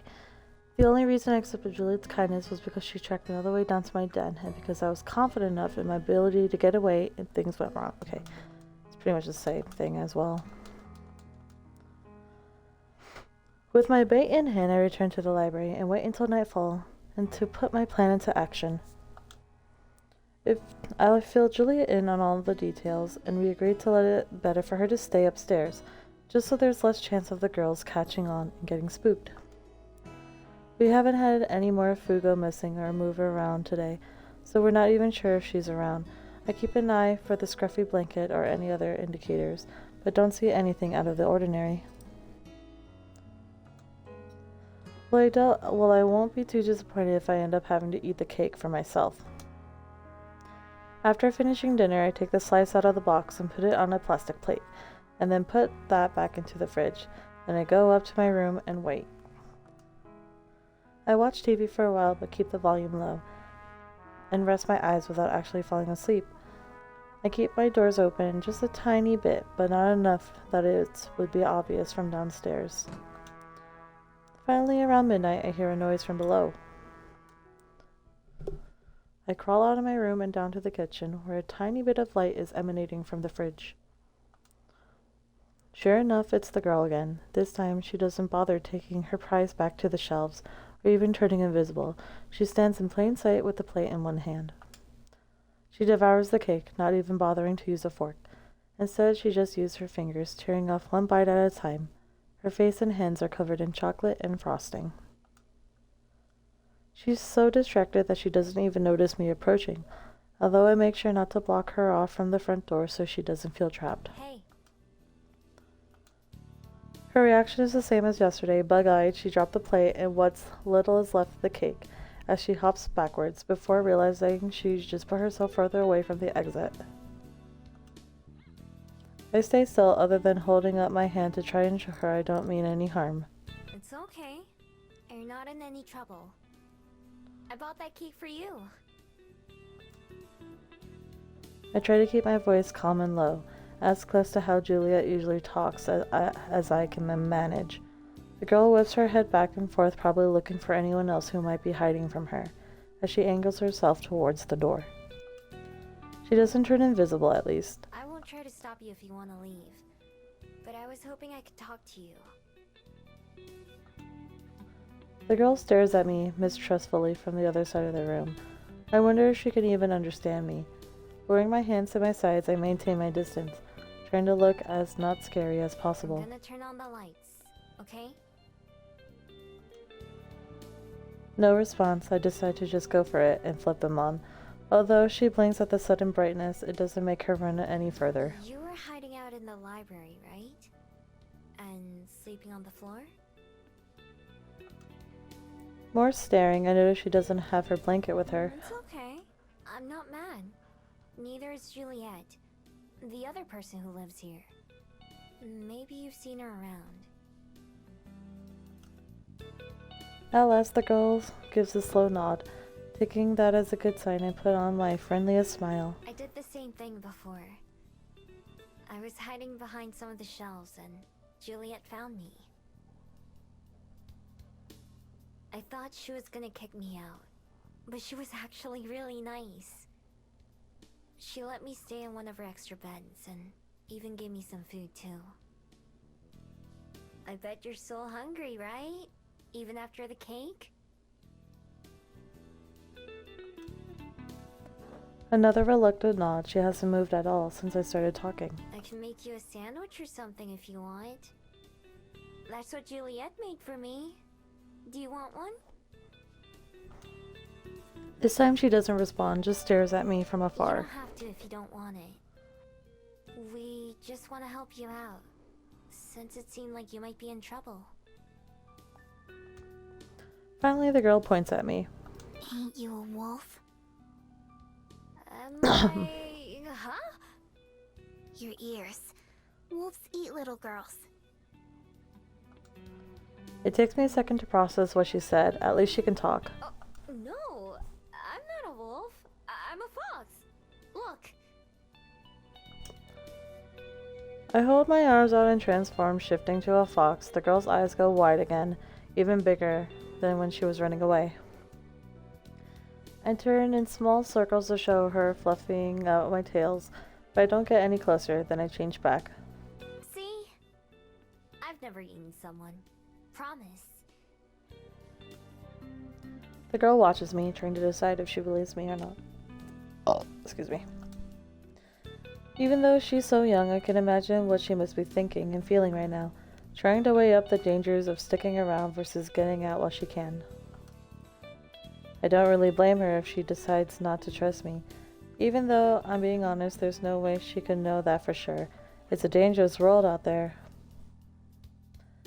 If Miho had to, do you think she would eat someone? No, I don't think so. Like, I feel that she's like, she wouldn't want to hurt anyone, if anything. She really doesn't give, like, that threatening. So I don't think she would be able to even... She couldn't even carry a tank of water. I don't think she would be able to carry a person. Babies or younger, like, very toddler children, maybe. But, like, a full-size adult, absolutely not. But I don't think she would eat them still. If anything, I think she would accidentally drop a kid, at most. I can change too. Watch. Oh. Taking a deep breath, she puffs out her cheek and then disappears from sight. Whoa, that's really cool. Bet it comes. She reappears a few seconds away from where she started. She nods. Before I started living here, I had to steal all my meals too. I would have loved to be able to turn invisible like you can. She nods again. I can see her relax a little bit, slouching her shoulders, although I'm sure she'd still take off if I made one false move. I decide to keep going and stop if it seems like she gets uncomfortable. Anyway, my name's Miho. What's yours? Lyra. Lyra. That's a nice name. Do you want me to make you that sandwich? Swallowing, she licks her You can lips. Come with me, or I can bring it to you out here. Why? Why what? Why are you being nice to me? Looking at her face, I can see the conflicting emotions, the desire to say yes while also being so uncertain. I probably asked Juliet that same question back then. Because someone was nice to me once. More than once, actually. They helped me out when they didn't have to. Even after I stole from one of them. I'll bet you were only stealing food and hiding because you have to, right? I know how that feels. That's why I won't stop you if you want to go too. Whatever risk she's calculating, she finally arrives at the same decision I did back then. Okay. I want it. Okay. Is the same kind as last night fine? Yeah.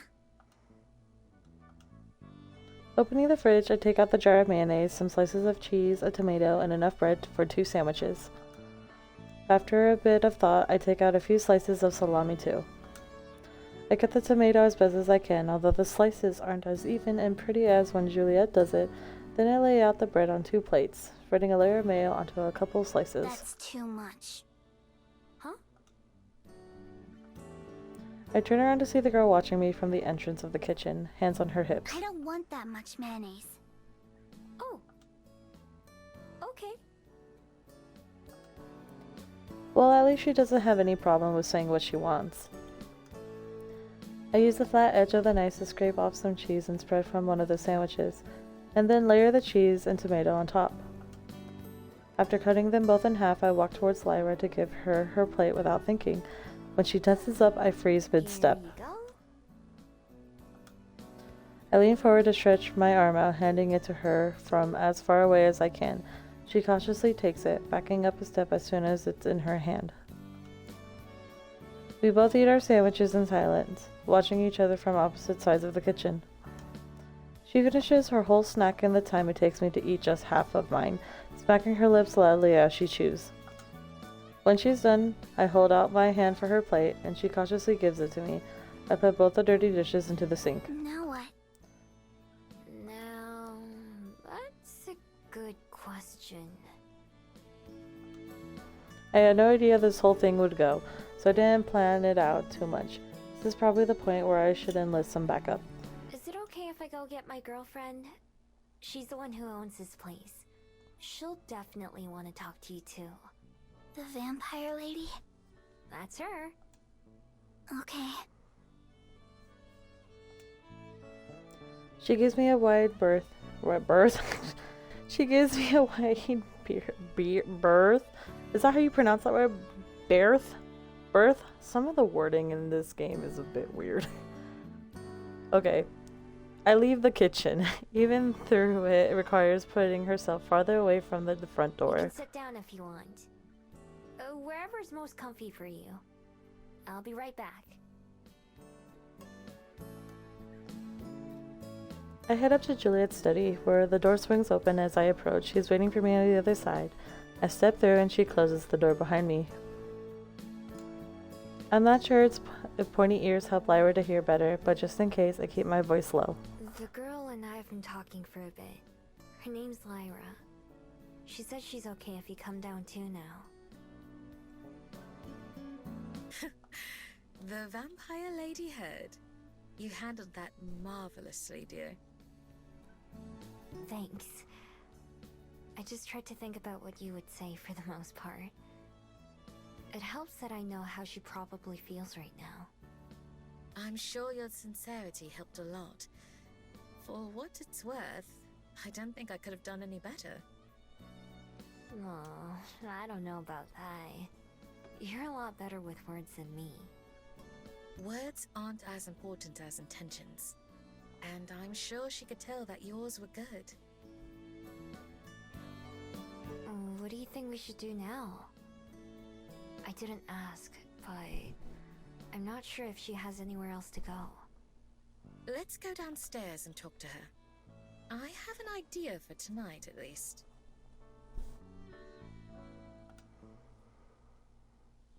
I follow Juliet back into the kitchen, where Lyra's taken a seat at the dining table. She's tenses up as we approach, but Juliet also keeps a respectful distance. Good evening, Lyra. My name is Juliet. It's nice to meet you. Miho told me the two of you spoke for a while. Would it be okay with you if we sat down as well? Eyes flicking from me and Juliet and back again, Lyra eventually nods. Juliet and I pull out chairs as well and sit next to each other, on the other side of the table from the kid. Would you mind if I asked you a couple of questions? You don't have to answer anything you don't want to.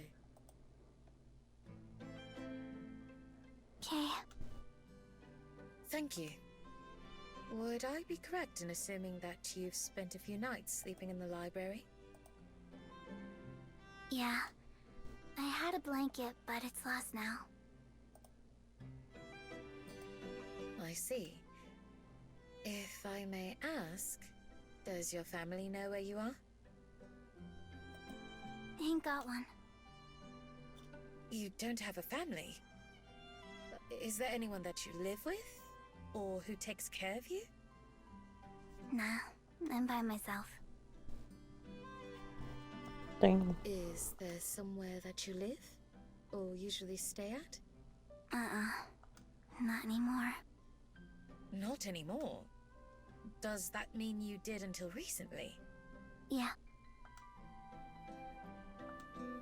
The girl isn't exactly forthcoming with information, but Juliet takes it all in stride, maintaining that calm, even tone I was aiming for.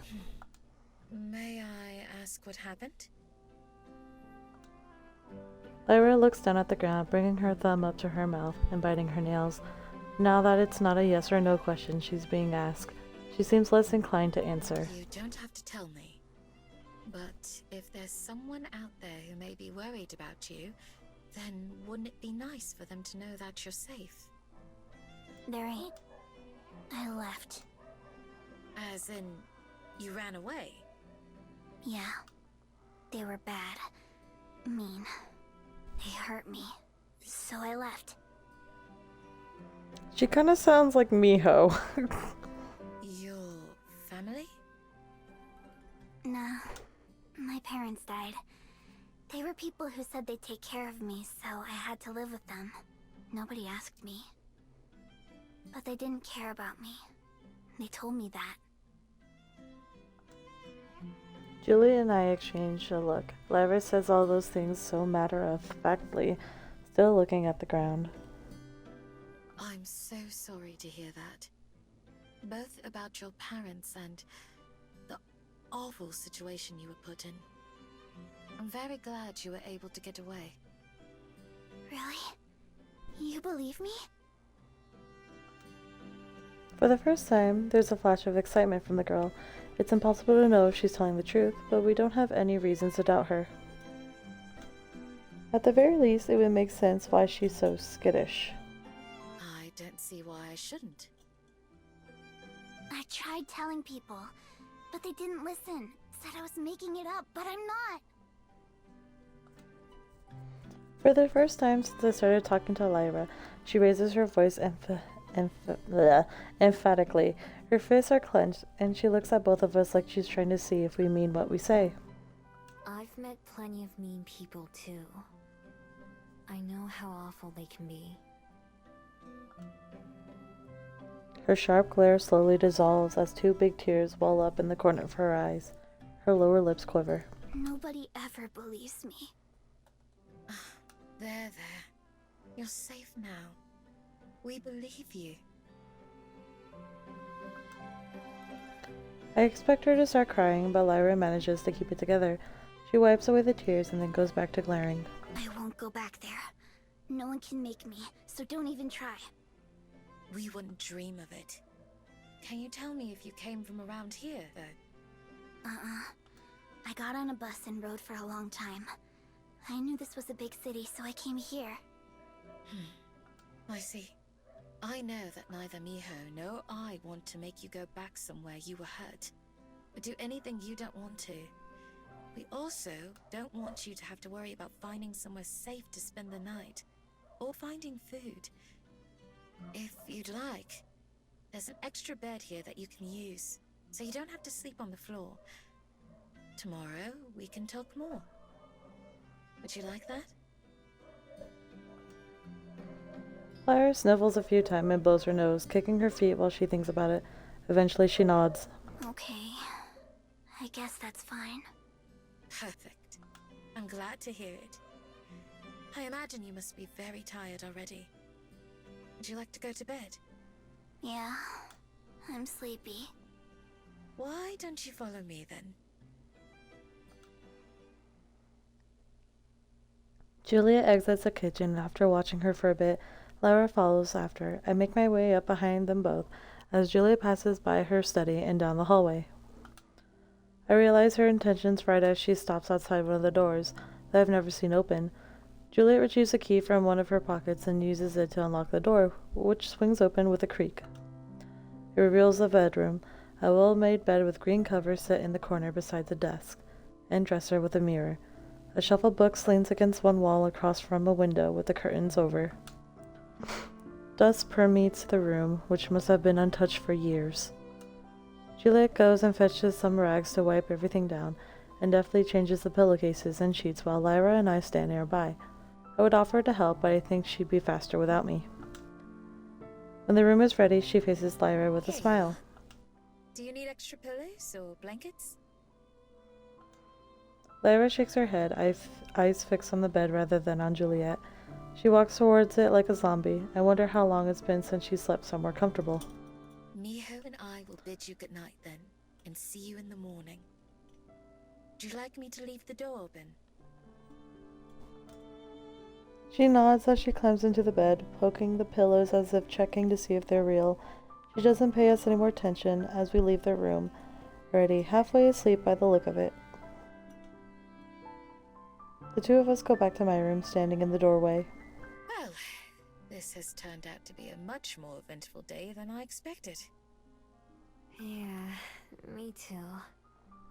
I figured she had just run away from home or was playing a prank or something. I wasn't expecting her to have had such a rough life already. Indeed. I felt my heart break at her words, sparing as they were. You never could resist helping out someone who needs it, huh? It's true.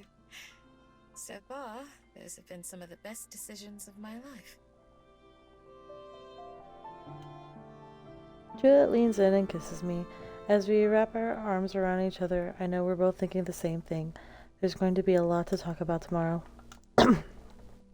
When we part, Juliet presses her forehead against mine. Shall we resume this in the morning, then? Yeah, sounds good. This part too. I give her a quick follow-up kiss for good I'll measure. be looking forward to it. Good night, Miho. Night. I hop into my own bed and close my eyes, waiting for sleep to take me. When I wake up, the first thing I do is tiptoe down the hallway and poke my head into the room where Lyra is staring. Tucked beneath all the blankets, I can see a splotch of blonde hair against one of the pillows. She's still fast asleep. I wouldn't have been surprised to find she left in the middle of the night. Being careful not to disturb her, I go downstairs to the kitchen where Juliet's sitting at the table. Good morning. Good morning. Our guest is still sleeping. Yeah, I saw. Out like a light. Thought I would wait for her to get up before starting on breakfast, if that's alright with you? Fine by me. Have you been awake since we went to bed? I dozed a little here and there. I've been using my free time to catch up on some reading. Last night was so busy, though, that I didn't get the chance to ask how your call with Minso went. Oh, right. Somehow, even that was overshadowed by meeting Lyra and everything that went along with that. It went really well. She told me all about Jung-in.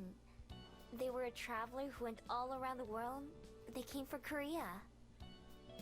Oh, you know what I just realized? In Aspen's route, we got the dog Happy. So I guess with Juliet's route, we get a kid. That's crazy. So the two of you have something in common, then? Yeah! Apparently they gave away lots of scrolls like mine. She also said that they started using a pen name later. Hurin. It means fox forest. Oh, that's beautiful. So, I nod. Yeah. They remembered me too. I'm so happy for you, Miho. That you got to know how special you were to each other. Me too. Thanks for setting everything up. I told her about my magic, and so we're gonna keep in touch too. Maybe someday we could even meet up in person. She said she has family members who know a lot more about Changin than she does. A trip to America sounds nice. Or would it be back to Korea? I'm not sure. I didn't ask. Would you go with me if I went, though? Of course. There are so many places I'd love to visit with you. Me too. The other night when we were... There's a sudden knock at the front door that cuts me off. It's still a little earlier than when we opened the library, but we've never had patrons show up before then. If it was Aspen, she'd just walk right in. My first thought is that it might be someone looking for Lyra. Get it. Feeling apprehensive for some reason, I slowly make my way towards the door. It wouldn't be surprised if someone was looking for her, despite what she told us. I'm not sure how they have tracked her here, though. They knocked again louder. Whoever it is sure is impatient. I walk faster. I'm coming! I pull open the door, which isn't even locked. Then I see who was waiting. I can feel my eyes go wide. Silver? The other Gumiho stands close, shifting her way from the foot to foot. The moment I open the door all the way, she darts in before I can even invite her inside. What are you doing here? Okay, we've I already... came to fulfill a promise. Oh. Yeah, no, she's still leaving. Silver, it's very nice to see you again.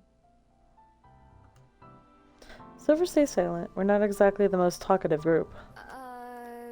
We were gonna have breakfast soon. If you wanted to. I trail off as one more person enters my field of vision. Upstairs, I can just barely see Lyra over the handrail until she reaches the stairs, sleepily stumbling down them with a blanket in one hand. At the bottom, she stops and rubs her eyes, staring at Silver and me. Between the four of us, I'm not sure who must be more surprised to see whom. You ain't a wolf, are you? No. Are you? At least Lyra gets an answer. Apparently deciding she's not in danger or of being eaten, Lyra goes into the kitchen. With a small shrug, Juliet goes with her. I almost tap Silver on the shoulder, but catch myself and clear my throat to get her attention instead. Wanna go talk outside? Okay, Who is and the Her then... name's Lyra. She was hiding out in the library and stealing food. So we told her she could sleep in one of the spare beds. The three of us were gonna have breakfast soon. You can join us if you want. I already know her answer before she even shakes her head. No. I simply came to keep my word. You have a strange choice of hobby when it comes to taking care of others. Is that weird?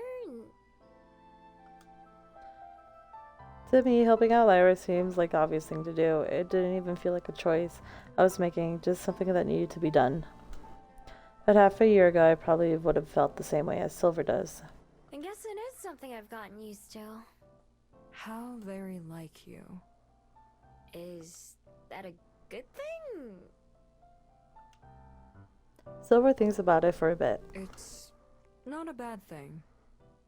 I'll take it. Coming from her, that's about the best I can hope for. Silver glances at me and then suddenly reaches for my throat. Instead of trying to strangle me, which is the first thought that crosses my mind, she grabs my necklace and inspects my bead. For someone who hates being touched, she doesn't seem to have any problem when it comes to my personal space. Still, I tilt my chin up, trying to let her see. Silver's eyes narrow, and after a bit she lets go. As it falls back into place, I instinctively put a hand against my necklace. So, it's almost your time. Yeah. Although, I don't really know what to expect when I'm ready. What do you mean? When I swallow it, sometimes, if I focus, it makes me think about the clouds or the trees. But I don't know what any of it means. What being a Chono means. I barely know about being a Gumiho. Silver laughs. You still haven't figured it out. I just told you I haven't. How do you know all this stuff anyway? It's simple. I don't doubt myself. Would it kill you to just give me a straight answer sometimes? Damn. In this case, it's the only answer I can give you. Besides, you're closer to the truth than I am. Silver holds her arm, putting her shining bead into full view. For the first time, she holds it where I can see it properly. Although my bead is plain and round, nearly identical to a non-magical one of my necklace, her narrows in the middle and then widens again, like an hourglass. Okay, It's we why already I'll know. be leaving tomorrow. Just Tomorrow? Okay, There's she's nothing leaving. Yeah, we know that. Perhaps we'll Okay. meet again. The sky. Let me cut, please. Fine. I will. Wait, Yes. the girl you just saw in there, Lyra. What color was she? Silver's lips curve into a wry smile. As hopeful a blue as I've ever seen. Almost before she finished talking, Silver transforms and then she runs away. Okay. In the kitchen, Juliet's working on breakfast while Lyra watches from close by. When I enter the room, the kid folds her arms. Who is that? A friend of mine. Her name is Silver.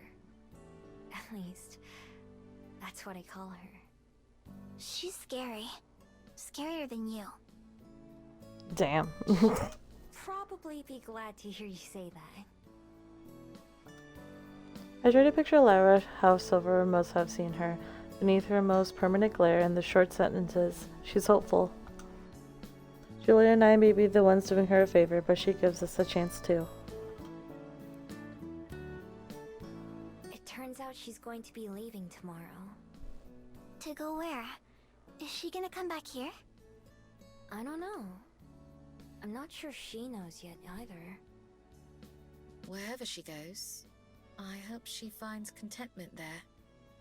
Yeah, me too. What's cotton mint?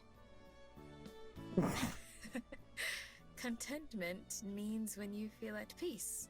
Like you don't have to worry about anything. Oh, I haven't heard that word before.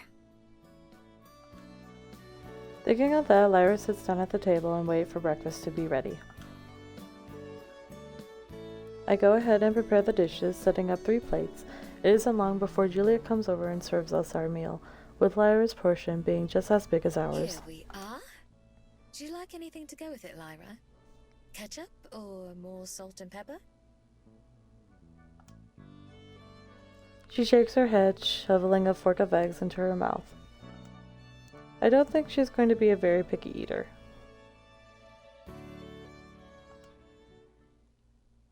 The 3 of us clear our plates, and once everything is cleaned up, I can see Lyra begin to look around anxiously. What's wrong? Nothing. I might have a guess. Lyra, do you have anything you plan to do today? Lyra shakes her head. Well, you're welcome to remain here at the library. Miho will be busy with work, and I'll be going to sleep soon. But you don't have to leave. I don't? Even though I stole your food? No, of course not.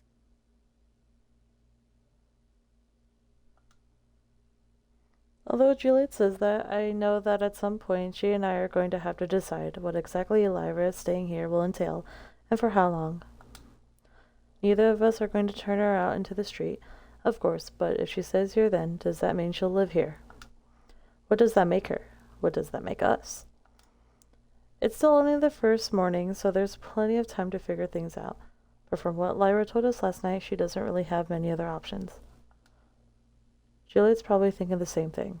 Hey Lyra, do you like to watch TV? Sometimes. I like cartoons, but I couldn't watch them much. I have a TV up in my room if you want to use it. You can watch all the cartoons you want. Her eyes get huge, looking more excited than when she was offered a place to stay. Really? Is that allowed? Yeah, Come here. I'll show you. All three of us head to my room and turn on the TV. Flipping to one of the kids' channel I can remember. Within minutes, she's all set up on my bed. Totally sucked into the show. Julie and I step out into the hall. We should probably talk later, huh? Yes, once I've had a chance to rest and refresh myself. You've been up since everything started. I'll bet you're as exhausted as she was. Perhaps a little. Will you be alright for the day? If you have other things to attend to, I'm sure she'll be fine here. I don't think she'll be leaving that spot. We both glance into my room. Lyra wrapped my blanket around herself, still entranced by the TV. We'll see. You should go rest, though. We can figure it out more tonight. Alright. Until then, my love. Sleep well. With a hug and a kiss, Juliet leaves her bed, and I go back downstairs to try and have a normal day as possible. After the library has closed for the evening and I'm in the middle of cleaning up, Lyra finally comes downstairs. Just like this morning, she's dragging a blanket behind her. Only this time, it's mine. I'm hungry. Alright. You can have anything in the fridge. Or I can make you a sandwich in a bit. Okay, I'll go look. She wanders into the kitchen alone, and I can hear her riffling through the fridge. Giving someone permission to do things is a new experience for me. A single day at the library has already made her a lot more comfortable. I guess she never had a problem with taking food, though. She spent most of the day watching TV in my room, and also chose a couple of books from the kids section to read. Because she's so quiet and keeps to herself, I could almost forget she's even around. I peek into the kitchen to check on her. Lyra's sitting at the table with an open book in front of her and a bowl of cereal beside it. Yeah, she fits in just fine here. Leaving her to her snack, I go upstairs and find Juliet in her office. Miho, I was just about to join you downstairs. How's our guest? Eating in the kitchen. She seems right at home. She does, doesn't she?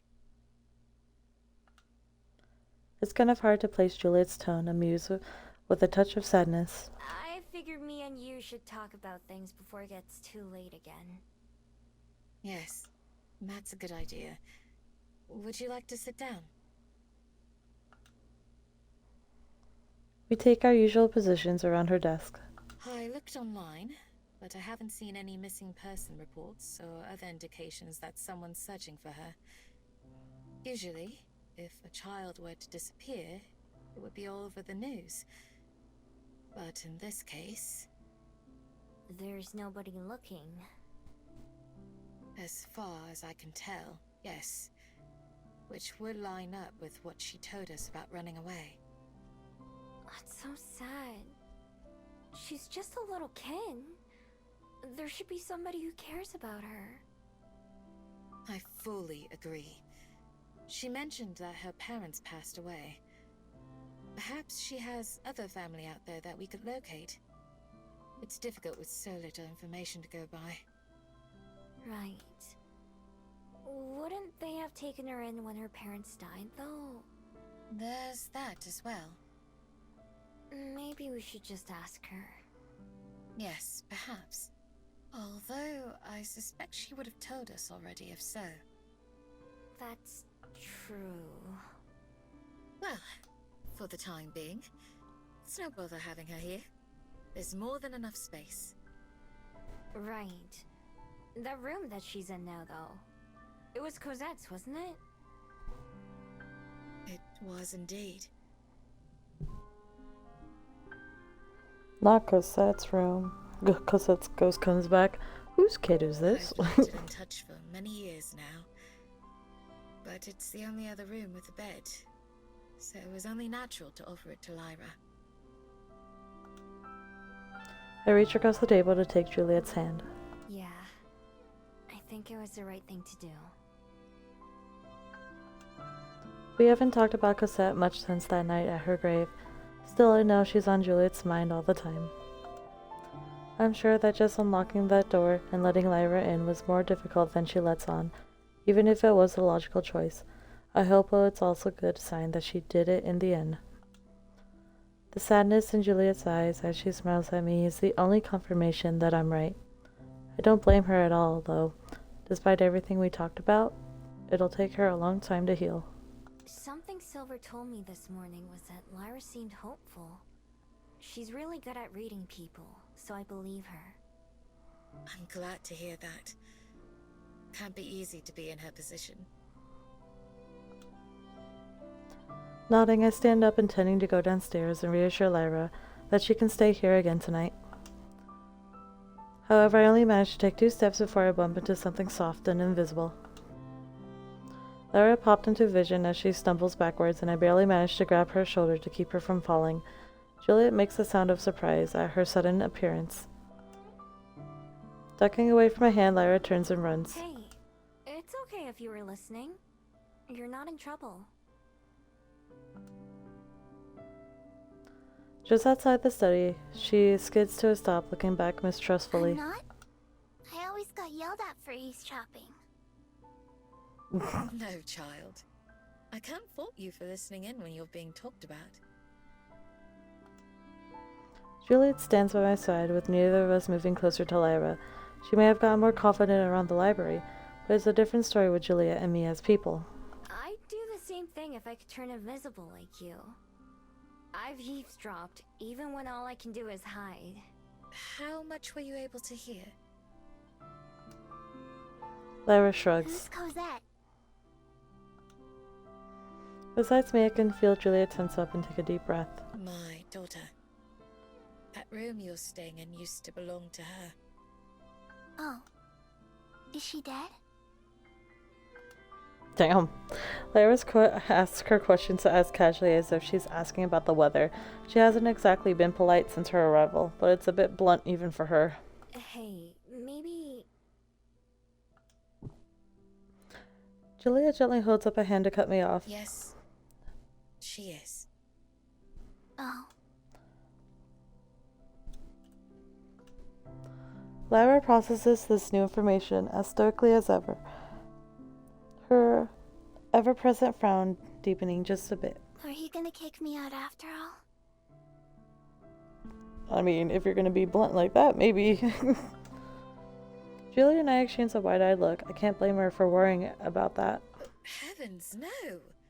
Although we were wondering if you had any other family out there who might be missing you. Brothers or sisters of your parents, perhaps? Or grandparents? The girl shakes her head. It was just me and my mom and my dad. I see. Well, you can stay here for as long as you need to. We won't make you leave, I promise. Okay. She studies us for a long time, biting her thumb. I imagine the blue glow that Silver must have seen around her. Thank you. You're most welcome. Now, what would the two of you say to dinner? I imagine Miho must be getting hungry. Yeah, I am. I'm still hungry too. Even after that cereal you ate? She nods. There wasn't that much left. We can certainly take care of that. Come along. Let's see what we have in the kitchen. The three of us go down to see the kitchen together, where Juliet sets out preparing a meal. Although she's still quiet, Lyra participates in the conversation a bit more, giving her option on things like certain food or things she likes to do. After we're done eating, it isn't long before she trapezes off to bed, murmuring a groggy goodnight as she goes. Later, before I turn in for the night myself, I poke my head into her room to check on her. She's fast asleep, mouth open with a line of drool dribbling onto her pillow. The blankets are pulled up beneath her chin and the pillows are scattered around the bed. I smile to myself because I know how she must feel. Warm, safe, and hopeful. Okay. Well, we know now that the kid's there. She's just chilling there. Okay. We're gonna save right that. Yeah, I'm gonna save that. And we are gonna end stream for today. It's kind of funny. Wasn't it Happy also a blonde dog with, I think, green or blue eyes? And now Lyra is a blonde girl with green or blue eyes? Huh. What if she was the dog all along? Anyways, that is going to be it for today's stream. Thank you so much for watching. And until next time, take care. Have a good one. Goodbye.